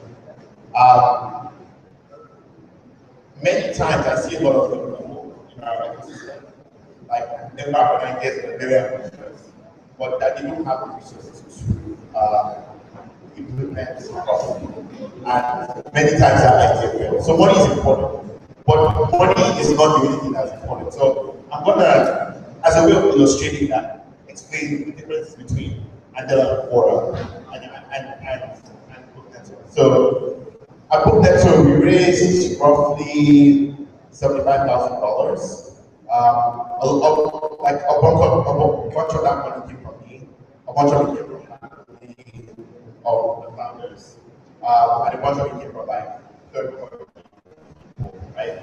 So let me use some of that. How did those third party people care enough to give you money for an idea that wasn't exactly? Yeah, that wasn't. Well, first of all, keep in mind that this was one, like, it's a very different fundraising climate, right? There's young people in Waterloo who raise money and build very successful. And I keep saying that if you're finding it difficult right now, you just have to wait for people who are ahead of you to be successful, and then it'll be easier for you to raise money. So I don't want to like pretend that it was hard. It was not very hard. However, Bukana was solving a problem for students, and it was actually making money. So what we basically were doing when we started was we went and we got scans of all the past question papers from 1960 something when the school was founded up to the present day. And we compiled that into like a really cool software that did not allow people to copy it and share it with their friends outside of the software. And we were selling access to it for $50 a head. So it was a pretty good business. But then we got sued by the school because exams are the school's intellectual property. And we were basically making it really easy for engineers to pass the exam without studying. Because if you're an engineer, most of the professors were too easy to revise the exams. So they just use one of the past questions. So if you went through all the past questions, you immediately find one of the questions on the test and then you pass. And then the school wasn't very happy with that. So we got sued. And so we had to like drop it. And then we had to innovate our way out of that issue. So in the middle of that, the startup imploded because there were personality issues with all the other co-founders. And then it ended up as a big mess. It eventually got acquired. And I think that a couple days ago it was even dissolved. Companies are completely out of history. But it was acquired, assets were acquired, all the investors were paid back because it was money technically on the line. So based on that experience, I was able to raise money for Quora. But everybody was like, oh, this dude pretty much should make money from Benin. And still, he failed, but still managed to like save the day somehow. So I was able to raise money for Quora. At Quora, we raised like roughly $130,000. So twice more than that. But the issue there was not really, looking back, what we're trying to do at Quora was, we're trying to partner with Nigerian universities by funding Nigerian universities to build an online master's program that would sell to professionals. Now, regulatory issues and all that, the idea didn't really pan out, so we ended up selling foreign master's degrees. And frankly, we were underfunded for that business. That's just a fact. So close to when, basically how Quora became a dollar, was very close to when we were about to run out of money. I think I had about like $60,000 left in the bank. I basically hustled a meeting with a friend of mine who had just taken this company public. I was like, listen, Jeremy needs to be. I didn't even know his company had gone public, and it was his birthday that week. So I felt really bad, but I was like, I need to be with you because I'm like at a crossroads and I don't really know what to do. So it was during that meeting that we started thinking about different other ways that Quora could make money without running out of money, so that we could raise more money, so that we could continue our business. And basically, one of the ideas that came out was, so we raised $60,000 we had left on that idea of just finding very smart young people, paying them to learn how to code, and then do that. But the one thing that goes through the whole thing, because it seems pretty abstract, is just the fact that the issue is usually not money. If you have a good idea and you need money, and you're determined enough to find it, you will get the money. But it's not a guarantee that your idea will be successful. In actual fact, many times, money will make you less successful. Probably because you now have to deal with everything that comes around the money, including people dragging in different directions, including reporting requirements. So it's a whole different ballgame there. And I think also raises the stakes for your idea. So because my advice was I should have built projects for the part of it, and I should have gained some work experience and my own money, so I could have the freedom to put the cash into the business as I wished, and then build something ultimately valuable. But that said, money is valuable. Like I would say it depends on the kind of idea you're pursuing. But my perspective is not that you don't need money most of the time. Most of the time, if you want to do something that is amazing and like something that captures the attention of the world, you need to have the cash to make it happen. Otherwise, you won't be able to get there. Thank you, E. So basically, from one project, even though it failed, you built a reputation. Okay, no, so it didn't fail. It kind of you sold it. Oh, it failed. Great. Oh, okay. You can sell something that fails. Yeah, no. Ultimately, if you have money and you're not eating the money, then that works. You will build something of value to somebody. And this is actually a tricky part that I was able to learn from one of my co-opters, which is that ultimately anything that's of value to somebody you can sell. Yeah. So it's up to you to like have what many founders do here is that they don't actually attempt that at all.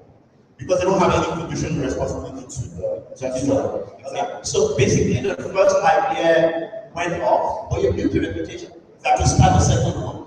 And the second one, even though it was going to die, you had enough money from the reputation and the services provided to start the third idea. And I think that that speaks to the finish.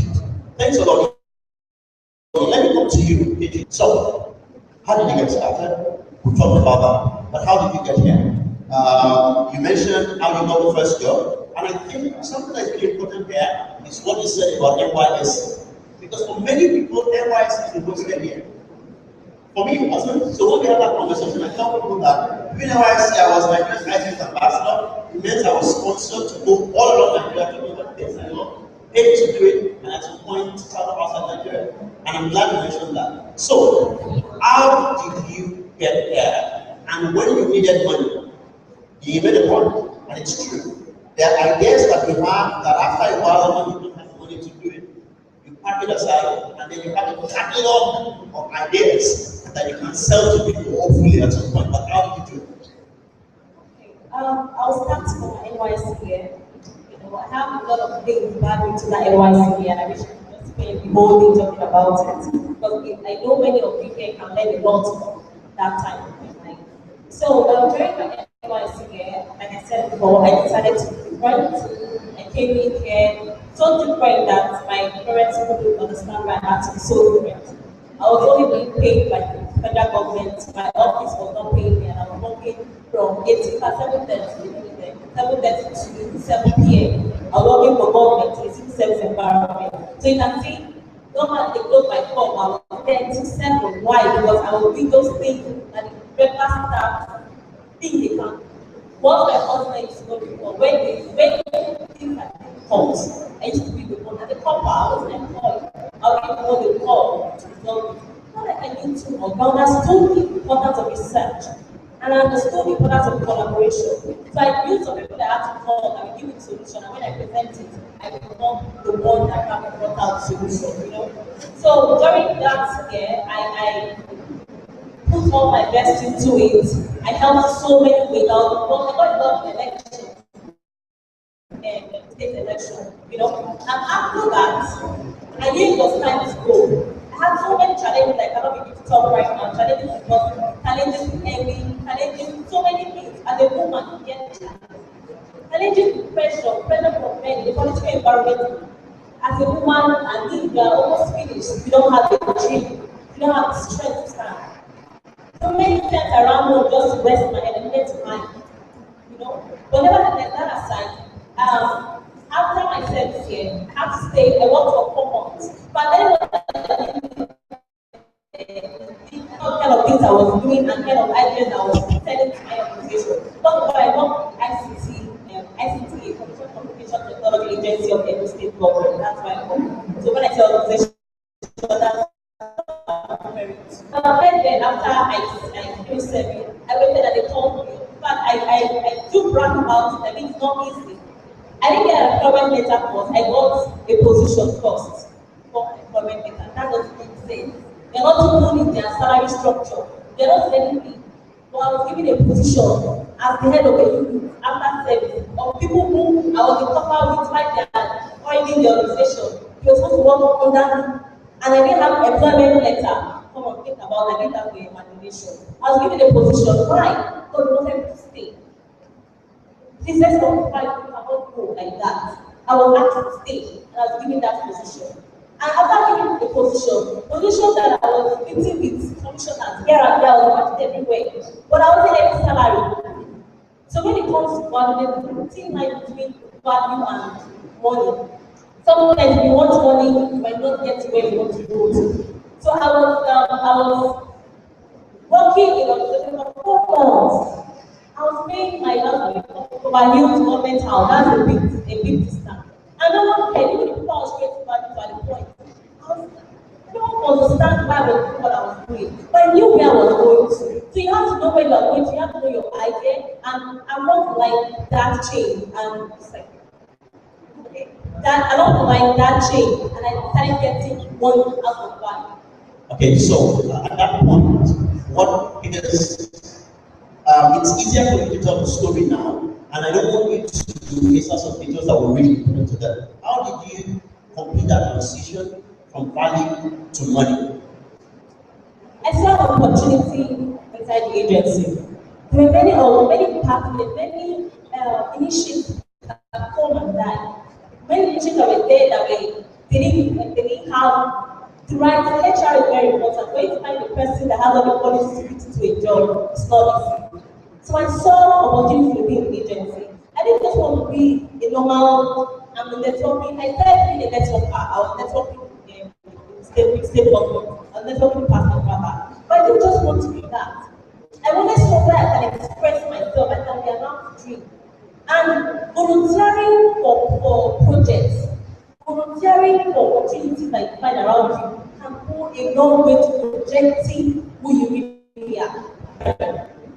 Even after the election, I didn't get it done. I should become government governor. We saw banks of money being carried away government out. The Lord doesn't hotel. There's this situation doing things. I didn't get a dime for it. That's very heartbreaking. I almost cried for that. But that's aside. You can still choose, but you can't, you know. So what I did mostly was this. I saw an opportunity in my agency. I moved from that, even that project I was the head of unit for. We didn't do it because of some political observation. But then I didn't want to be useless. I saw opportunities, and that's when I understood I was seeing all the white men. I mean, there were white men around. And I have to train myself to speak very well. With the help of some communication skills I attended. So I had to train myself to speak very well. There were always white men around doing what they call open government. A lot of people I don't know about it, and research on it. Open government and open data. That was not the part I wanted to be. But I went to read about before I was appointed, before I was taken into the project. I went to read about, and I made friends with people in charge. I started handing out to the white persons, and then my name has been something. Choose this girl. I said, throw her into that project. I went there as just a normal staff. And I said, see this project, I can see the oil in it. I can see the piece of data, that's what I normally call it. I can see the light at the end of the tunnel. The project almost failed, but I decided that when I'm here, they will launch this open data portal in the state, and do it very well, and we then sustain it. I was not the manager. I never dreamt to be manager of that project. In fact, when I saw the qualification of the skill set, I didn't know how to have. But there's something different between passion and skill. Passion will help your skill go forward. I had the passion, I didn't have the skill. The government sector had no choice but to find the skill, and then the person with passion drive the project. So I'm here with just passion. I'm not a programmer, I program in English, but I'm not a summer administrator. So, you know, and I think you said something really interesting, and I'll let you finish in a second. Passion and skills. There are times when the organization would have to go with a person who's going to drive and would not mind for you to pick up the skills or lead those who have the skills. Now, exactly as come, so that's all that happened, you know. So right now, when you ask me what I do, I have around programmers. Most of them in me, they're all programmers. I move around with them. So I understand their language by induction, association with them. I understand their language. And people are recent, I started to do everyone with Java training just to understand what's about. What's all this, you know? So this is how I have a passion and have a drive. I've taken it upon myself that take me from here and make me in charge of those being of the state. I will succeed. That's my dream. No matter where you take me from, no matter my education, they keep on taking me. I'm here, just stay where you are. But take one here. There's a project. Put high inside. You know, there's this put high inside. But there's no once I'm there. But if you want, if you have my agency, if you have an issue, I need a 24-hour miracle. My mental, that's my agreement. Yes. So that's like this said, reputation is very important. You build your reputation, your integrity. There are people away, but they know who you are and your passion. So you add skill to that. You won't look for money first. Very cool. Thank you. So I'll come to you now, John. Same question. How did you get here? Okay. Well, back in the university, back when I was here, thankfully I had the right people in my ear. And I want to just say this, a lot of the things that you students are concerned about right now, in 5 years from now, they will not matter. They're not going to matter. Some of you are worried that you're not the cool kid in class, you don't have the best clothes, you're not around the best things. In 5 years, we're going to know who is who. We're going to know who is still going to be sitting up there, sitting down here. Alright, so anyway, I had the right people in my ear, and one of my friends gave me a quote that I always had at the back of my mind. He said, what is the problem that people must have that your name will come up? So all the while when I was an enthusiast in computers, I tried to look for problems. There was this virus that was going around this campus back there, the one that would hide all your files and folders and stuff like that. At the time, it had no antivirus. So I and a couple of friends did some coding, wrote something that clean out your flash drive and computers of that virus. So one and all like that. Were you paid to do that? No, totally. I just did it because I loved it. It was a passion. It was much later that I also met other friends, much senior friends, who taught me how to monetize and how to connect the dots. So one of the best things that I did, or that happened, I don't know if I did it consciously, but I had the best feeling in my year at the time. I wasn't the best dressed. As a matter of fact, I'm glad that none of my mates are here right now. I was a nerd. Forget what you're seeing here, all the pretty pictures that you're looking at. I was the nerdiest of the nerdiest, But that wasn't my focus. All I was thinking of was, after here, what next? After here, what next? Growing up, Bill Gates has always been my role model. And as a 400 level, I was confused as to what I wanted to be after school, even though I was one of the best programmers. Because in our set, the dream at the time was to finish school and work for industry. And it didn't really go down well with me. I was thinking, okay, if this is that what I'm going to be, But I kept on looking for problems to solve. Kept on doing experiments. I never got paid for most of them. But fast forward some years down the line, I did some more experiments which led to one of my companies, Podcast.com. We're a live streaming company. I was just in my room, I connected some wires together, and I could stream music on my Nokia phone all over the internet. And I thought, wow, okay, this is how music streaming works. And I found out that I made out a company, I registered the domain name, Podcast.com, it still works till today. We have clients. That was one of my major customers that positioned me to where I am right now. Going on, more experimentation. I was never really concerned about things that my mates were. Clothes, parties, I attended one single party. Not because I was really a good person or anything, but I was just focused on, more like I was frightened into what would happen after school. So I just kept on searching. And today I came up with a method that many people, many of the experts, just glossed over. A method that anybody who doesn't even have programming know-how can sit down in his room, a student or whatever you are, for 2 hours a day, do some work, and can earn over $2,000 a month. Currently, I teach my method to people, thousands of people all over the world right now. So right now you're sitting there looking at me. After now, you have things that you guys talk about, just about. Do those things really matter? Oh, the prettiest girl in class. Trust me, after school, you will not remember her last name. Someone was speaking up here earlier before. I think it was you. I don't know who was introducing us. I said, suppose that they are pretty, they are fine, and that's all they're ever going to be. Would that be your story? So you're the best dressed. You know how to dress. You have the killer haircut. You know how to make all the waves and everything. Is that all? Is that all there is to you? What is that problem that the world will have that will require your name to be mentioned? That is what you should be thinking about at this stage, nothing else. Interesting. All right, this is your chance. Please do that. This is your chance to ask questions. And this is not one time I'm going to get the mic to come to you.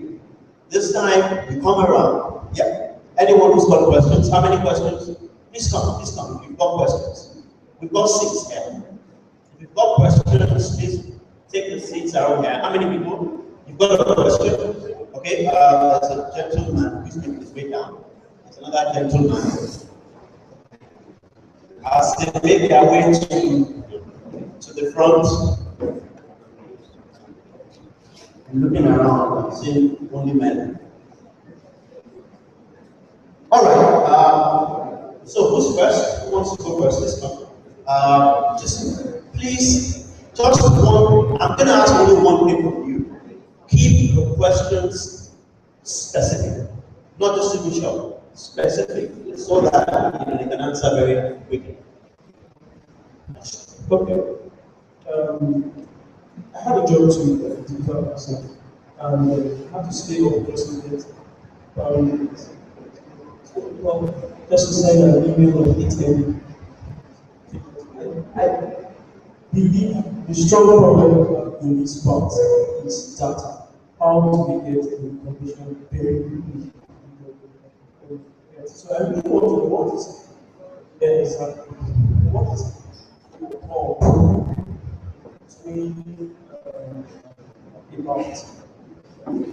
I'm getting guys that really want to solve it.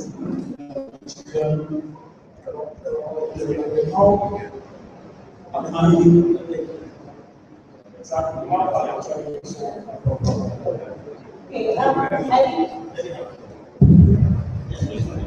didn't dwell so much on technology for those that have their networks here. You check www.sabihub.com. You get to know a lot about the work. Sabi Hub is Sabi as S-A-B-I. Sabi Hub. Sabi Hub, S-A-B-I. SabiHub.com. That's the URL. So you can learn a lot about the work. So first question. And the one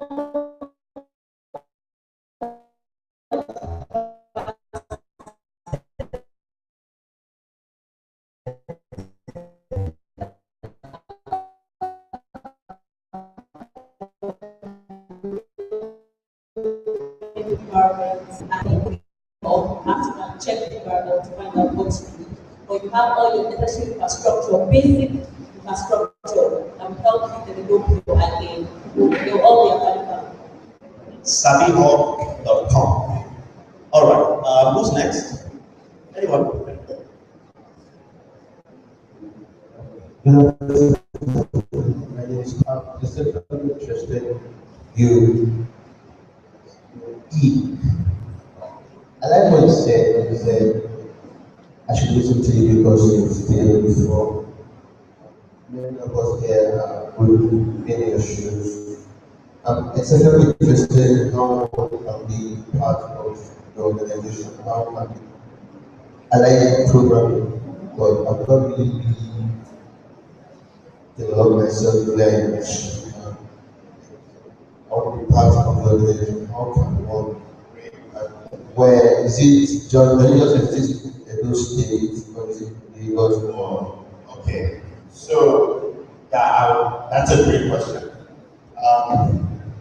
So I never comes from a very specific thing I noticed when I tried to start Sephora. And number one was that there was high unemployment. Everybody knows it.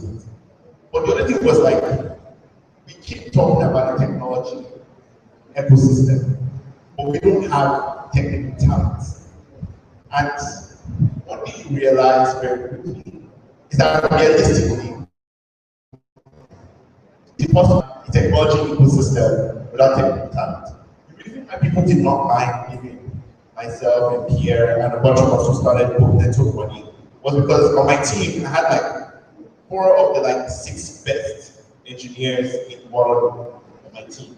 So people were just like, whatever they're going to build is going to be valuable, so I don't care. And this is like popping champagne money anyway, so I'm going to give it to these young kids instead of like wasting it. Now, what Andela does for you is people tend to look at us as just a training program, and that's a very simplistic way of looking at it, right? Because building a strong technology is a process. And I'm sorry to say, and I'm sorry if I'm going to offend anybody, but the university does not prepare you to be technologists. There are a few people who make it out, like Obidi here. I'm a huge fan.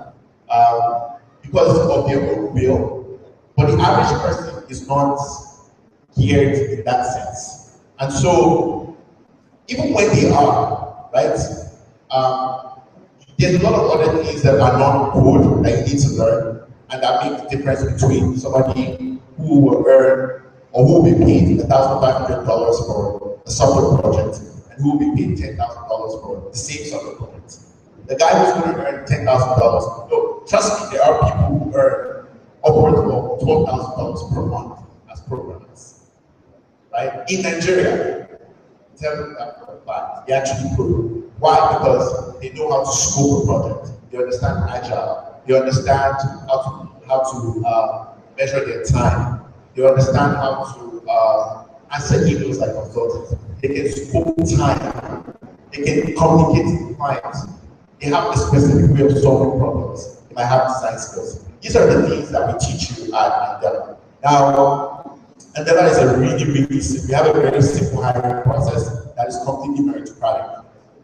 So it starts with, you go to apply.mandela.co, apply.mandela.co, you take our test. It's a really simple fun test. The only part of the test that actually counts just has you doing what we call pattern recognition and problem solving tests. All you have to do is just be able to like tell that something is the same thing.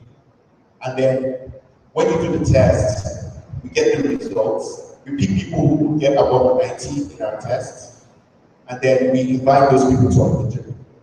Now, during the interview, you kind of get more of a sense of who you are, what motivates you, and how you communicate.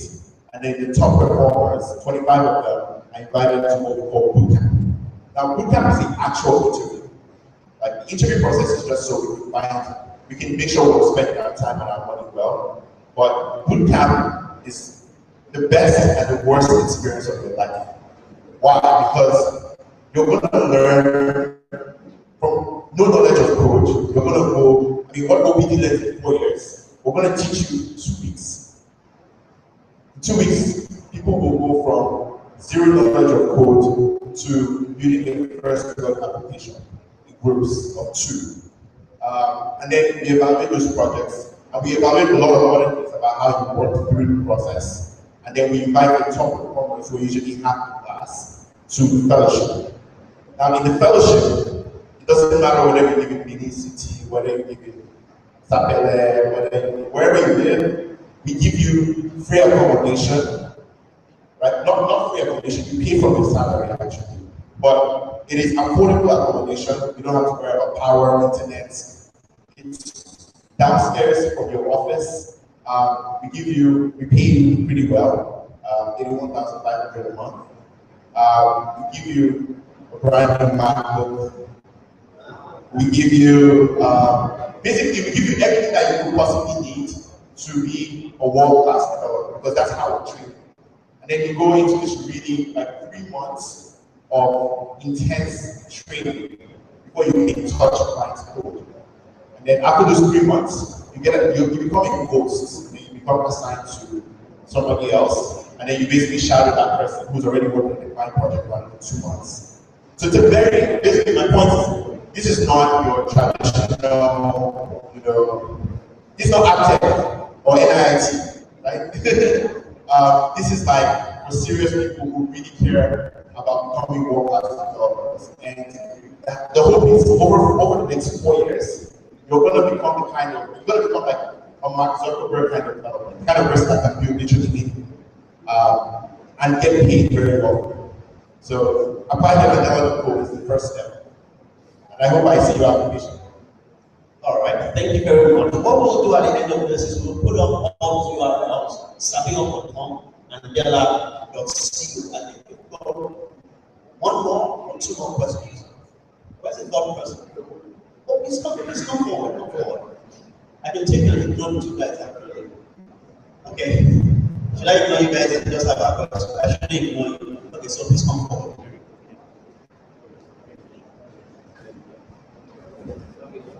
My question goes to John. Says this. You mentioned you were practicing thesis. I myself am tired of listening to theories. Although we try breaking it down to practicals, but I want to explain the practicals of what you were actually practicing, the practicals of the things that you were actually doing right in school, the things that you were doing, not the things you were telling yourself you would do, not the things you were saying, the things you were doing. Thank you. Break it down. Okay. Are you computer science? Okay. Wow. First of all, when I started learning programming, I used video tutorials. That was my first entry to CBT. Linda.com, CBT Nuggets. I had a friend who was 2 years ahead of me, Glory Uko, who was a very good programmer, who was working on some projects as a student, who would do some things for, I think, PHCN, then I was still NEPA then again. We do some projects for NEPA, and I would look at these projects and I would be like, wow, you know, because I was still new. So I always followed him, okay, how did you do this? How did you do that? So he would give me a project to work on. You know, and the first thing he told me to do was a calculator. To create a calculator with BB.net. So, yes, with BB.net to create that. So I would go online, okay, how do I make this button up? How do I make 1 plus 1 become 2 and show on the screen, display? How do I do this, do that? I just started with practical projects, which basically came from someone I adopted as a mentor, even though we were both students. You know, you might have people like that around you, but you see them as silly because you guys are at the hostel, you go to bar, come back, go to class, normal. There's so much you can gain from these people. You know, so practical things I was doing, one I can remember was that calculator, and we talked earlier on about hackathons and stuff. I and a few of my friends organized something like that. We didn't do it by that name, but we went up to the cafeteria from 10 a.m. to like 9 p.m. We were just coding. We were trying to create something on artificial intelligence where you could ask the computer questions and answer it. You know, we didn't know how it was done before. We just like, let's try it out. And we just gave this and that. When we were just like these nerds, you know, we're still wearing our tie. You know, what time are you guys? We're still wearing our tie by 9 p.m. We're like, what about these people? You know, we did crazy stuff like that, but we wanted to be good. We knew that the world was not end within these 4 walls. Whatever it is you're doing here, it doesn't start and end here. There's a much bigger world outside this university, and you must be prepared for it. Was that practical enough? You want more? This one. This is really important for me. It's really loudest.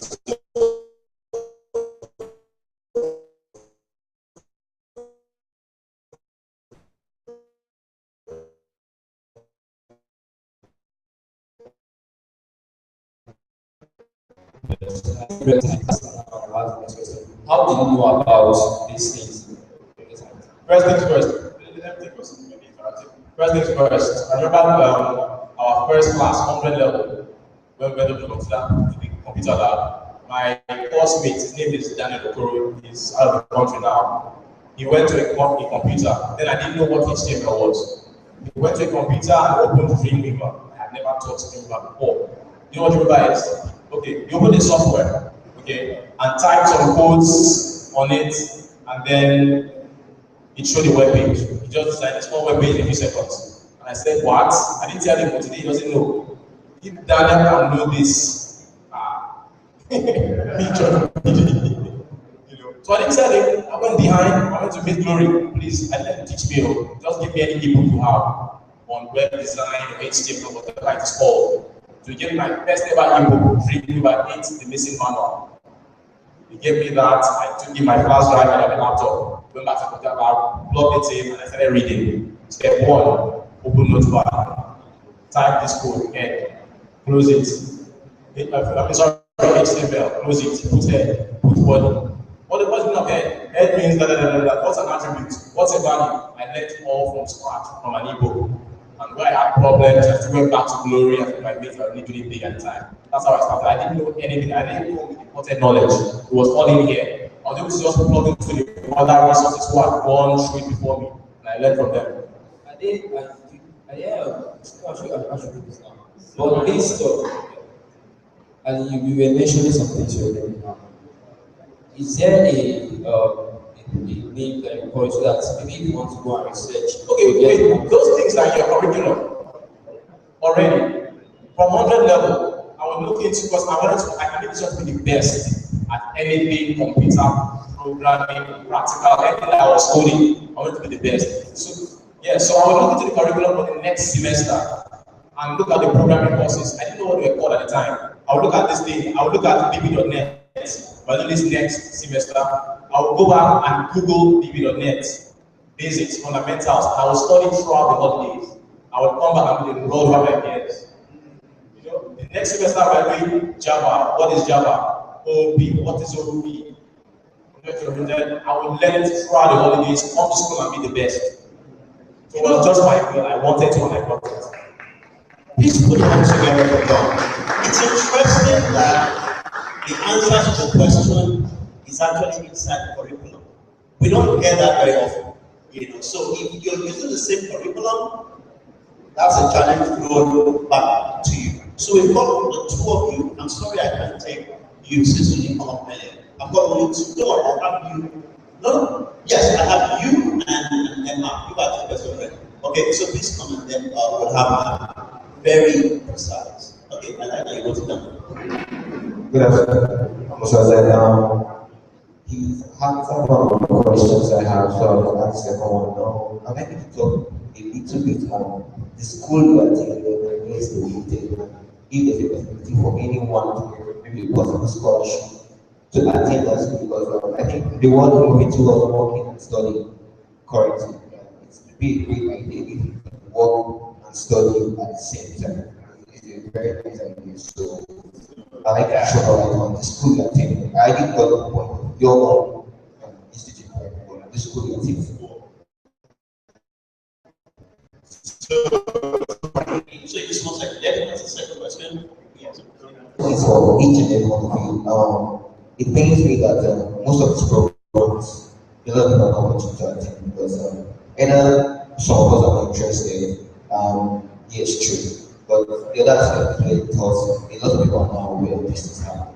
If I don't have a personal connection with some people, I'm here seated, I'll be here today. So I have exams in 2 days' time, project is submitted in the same 2 days' time, and I'm here because I understand that okay, it's beyond the okay. But the idea is, can we do something to get more people informed? It's illiteracy. They say, even the Bible said people go and follow lack of knowledge.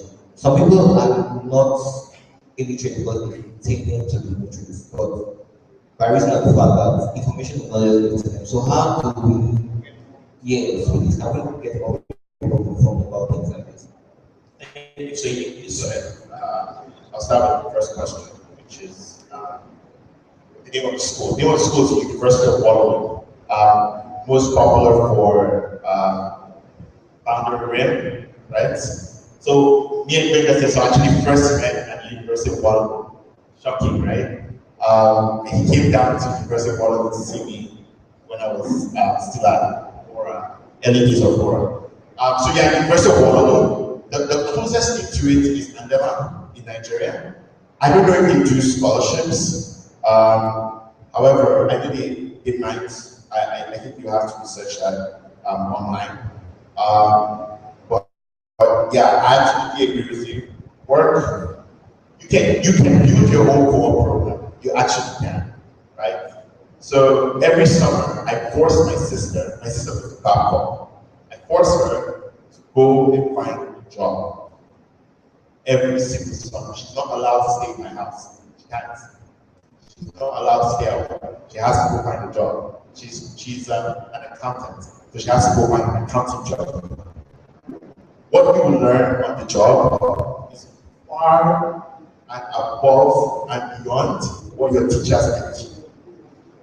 And frankly, will serve you better in the workplace. So everybody can create your own program. Just take summers off. Like the third semester, say, okay, or holiday, I guess yes, or summer. Holidays, every holiday say, I'm not gonna sit at home and watch African Magic or Iroko. I'm gonna go and look for a job. I'll work for free. You don't have to get paid, like it's tough. So you go work for free, make yourself useful. That's the best thing for you to do. That's the second question is increasing awareness. I think it's definitely a problem for, and me and Benda lead Johnson and so which is trying to solve that problem. How can you help us? I think the number one thing is that I actually don't think the problem is ignorance so much so as people are looking for opportunities in the wrong places. So I was a little bit disappointed when earlier in the day, Benga asked what somebody wanted to do after they finished, and they said they wanted to work in an oil company. Oil companies are the worst places to work. I am telling you for a fact, because they're downsizing every year, and those jobs are not safe jobs. And I'm sure all of you are watching the news and you can see that the price of crude is tanking. Please, there's one thing you take out of this: do not work for an oil company. Besides, they pollute the environment and they kill lots of people. So don't work for an oil company. Go work for a real company that's actually creating value, not just like killing people and polluting water and destroying the environment. By the way, so that's just me. But sorry, I have to say that. If you have been worried, yeah, I grew up in this country, so that's why my parents work for an oil company. My parents work for Shell, so I'm telling you this from the bottom of my heart. Don't work for an oil company. They destroy people's lives. That's it. That's it. I think that if you there's somewhere in the Bible where it says that you have to actually seek information to find it. Like you have to seek wisdom to find it. Right? I think at the end of the day, what it is you need to get a very good perspective on life. I need to understand what actually matters the most. When you're 22, when you're 21, when you're 23, money is the least important thing for you. You don't need it. In fact, money is how you get to make very bad decisions for yourself. So you find opportunities when you're not looking for money, when you're actually looking for opportunities to do something that will add value to your life in the long term. And that means the things that add the most value to your life in the long term are learning opportunities. So the best way to help your colleagues, to help your friends, is to encourage them to seek out learning opportunities. Sure, and that doesn't have space for everybody who wants to. And we offer a pretty ridiculous deal just so we can grab your attention. But there are a lot of other people, a lot of programs I know of, and you can talk to me about them, where people will teach you to code, they won't pay you. I'm sorry. We pay people to learn how to code, but they won't pay you to learn how to code. But trust me, like if you went to one of those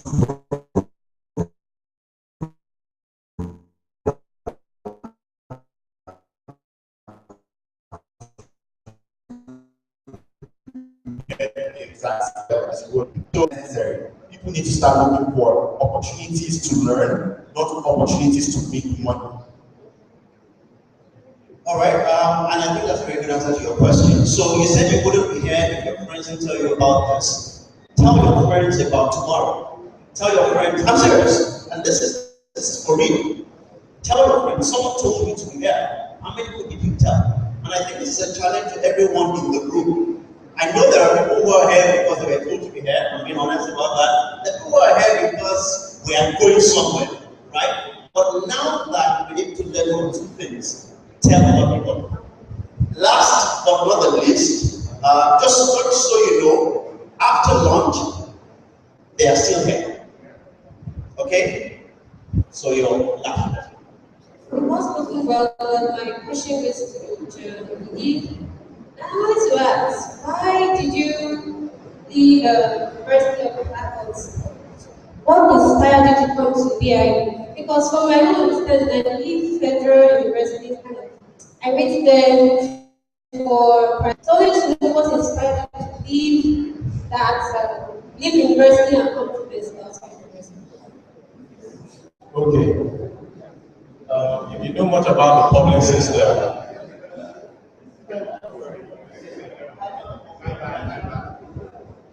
okay. If you know much about the public school system, it's not what you want that you get. Even though I said I applied for computer science, they offered me physics electronics.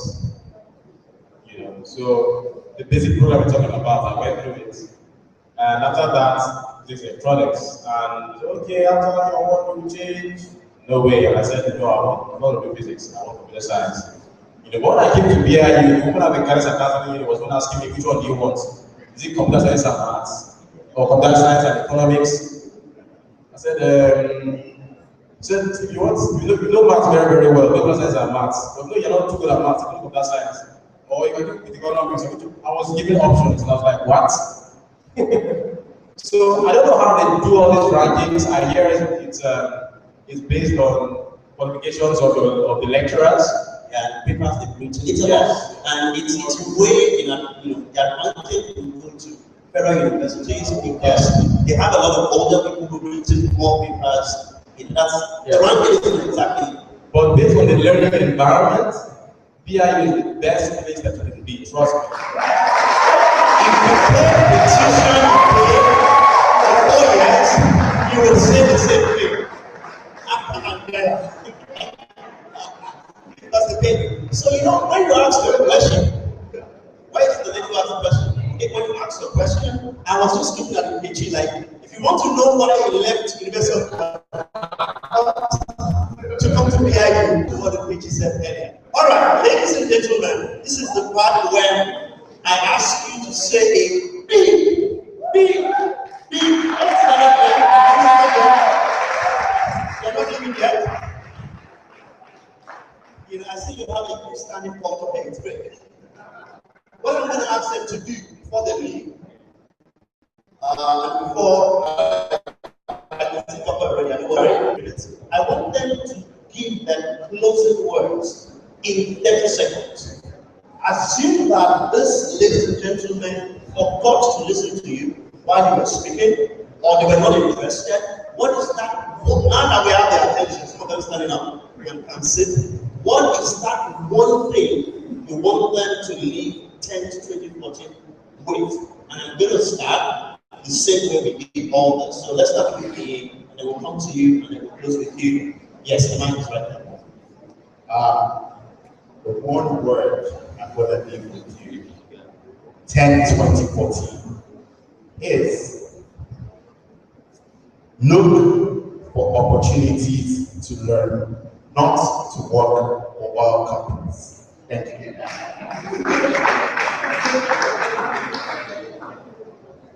First of all, thank you guys for having me here. But what I want to leave to hello. What I would like to leave you guys with is this. Even before I came here, I went to research on the site and I found out that they had live streaming. And I was surprised. Oh, my office and that started researching about. Okay. I started starting program everyone coming here, and I was telling my colleague, I should have been tomorrow, not today. I thought the list of guys coming here tomorrow. And I'm like, what are we coming here to do? I'm coming here to network. I came here to network. I intend network too, So I want to tell you guys that you have a whole lot of wonderful talent. So one thing, you can't do it on your own. It's nothing like collaboration. You don't have to know it all. You heard what he said, you have to learn from person, you have to have mentors. We have a lot of mentors every day. I have mentors for anything I want to do. So please, I want you guys to network. Take as many, in fact, I want to network with Anna. Sorry, Angela. Thank you very much. So you guys should network. Network and get to know this person very well. You never can tell what can happen for you. You don't need to learn by your own experience. You learn from other person's experience. So in 10, 20, 40, my fellow young men, network. Thank you very much. Look for opportunities to learn. I will say the second part. Network. I have never taken money from any company, and I was saying, no, not because I don't want to, but that was your statement. Okay, I have something to say. First thing is to you. Don't be a programmer. Learn Java within a few years. That's for you. And to everybody else, just 2 sentences. Greatness is upon you. Be phenomenal or be forgotten. Thank you. This is the part where you put your hands together. Thank you, Ian. Thank you, thank you, John. This has been for the record, so we'll just take a picture. But what I want to say is, this is one of my best sessions I've attended. Not because I get to ask questions, but because this is when students begin to open up and begin to ask the real questions. Ladies and gentlemen, I don't know if I'm allowed to do this, but if there's someone who is not here today, can they be allowed to come tomorrow? As long as register in the morning. So if you have friends who are not here right now, tell them to come tomorrow. I don't know if everyone has a copy of those notifications. Actually, you don't need on a point. The names you have there for tomorrow are people you want to listen to. Trust me. And at the end of the day, we've got 2 hubs, that's Passion Incubator Hub and the African Network, that we can discuss with. And at the end of the day, you learn a bit more about passion campuses. So thank you very much for doing this. And please do the things they ask you to do. Thank you. Thank you very much. I'm very inspired myself. So we're nearing the end of the day. We have just one more thing to do. What we've decided to do is while we're doing that, your lunch will come in here to meet you.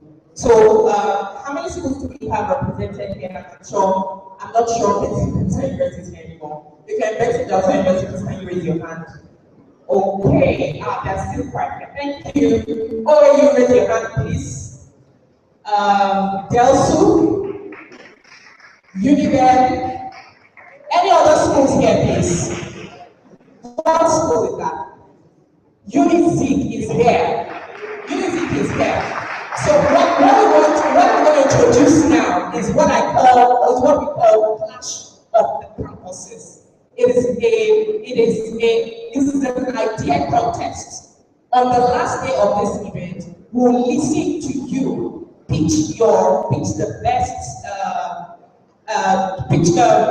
pitch demos of best ideas, or let me put them as actual products or services. We want to see the demos, and you will be representing your school. So you will work in this as a group. BIU, you will show us a demo of a product or a service that you believe can take over the African market and indeed the world. And like Demola said to you today, what happens is that is your best idea to showcase yourself. So these people are all people who are going to be here tomorrow, and the people that we're in partnership with all over the world, they begin to take interest in these ideas and say, I want to fund that, I want this person, by all means, in Andela program, so that's your chance to make noise. Yeah? So you don't want to blow it.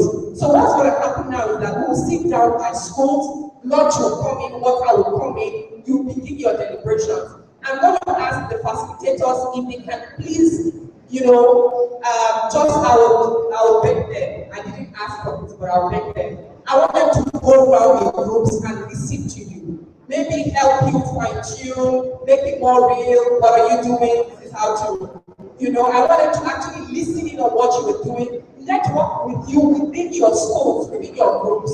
So that's something that we can do quickly over the next, let's just say, 40 minutes. We'll get to a good place, and then tomorrow we'll have another breakout session where we can finalize, for Tuesdays, and then on Thursday we'll have a presentation, and there'll be fantastic prizes for winning schools and winning ideas. Is that okay? All right. So BIU, can we have you seated here? BIU, this end. So I don't know when you get to this end, you organize that, but see now here, there's what is coming at the zone. I mean, that can't go to waste. I see that the room is almost empty. But please, I see that you are the most in the room, so I want BIU to be here. Every other school, let's come here. All you come to this 1, 2, 3 libero. Unifair, 1, 2, 3 libero. This is Unifair here. Okay, in here. All you can start from there. BIU this way. BIU this way. All you here. Council here as well. What are you here, please?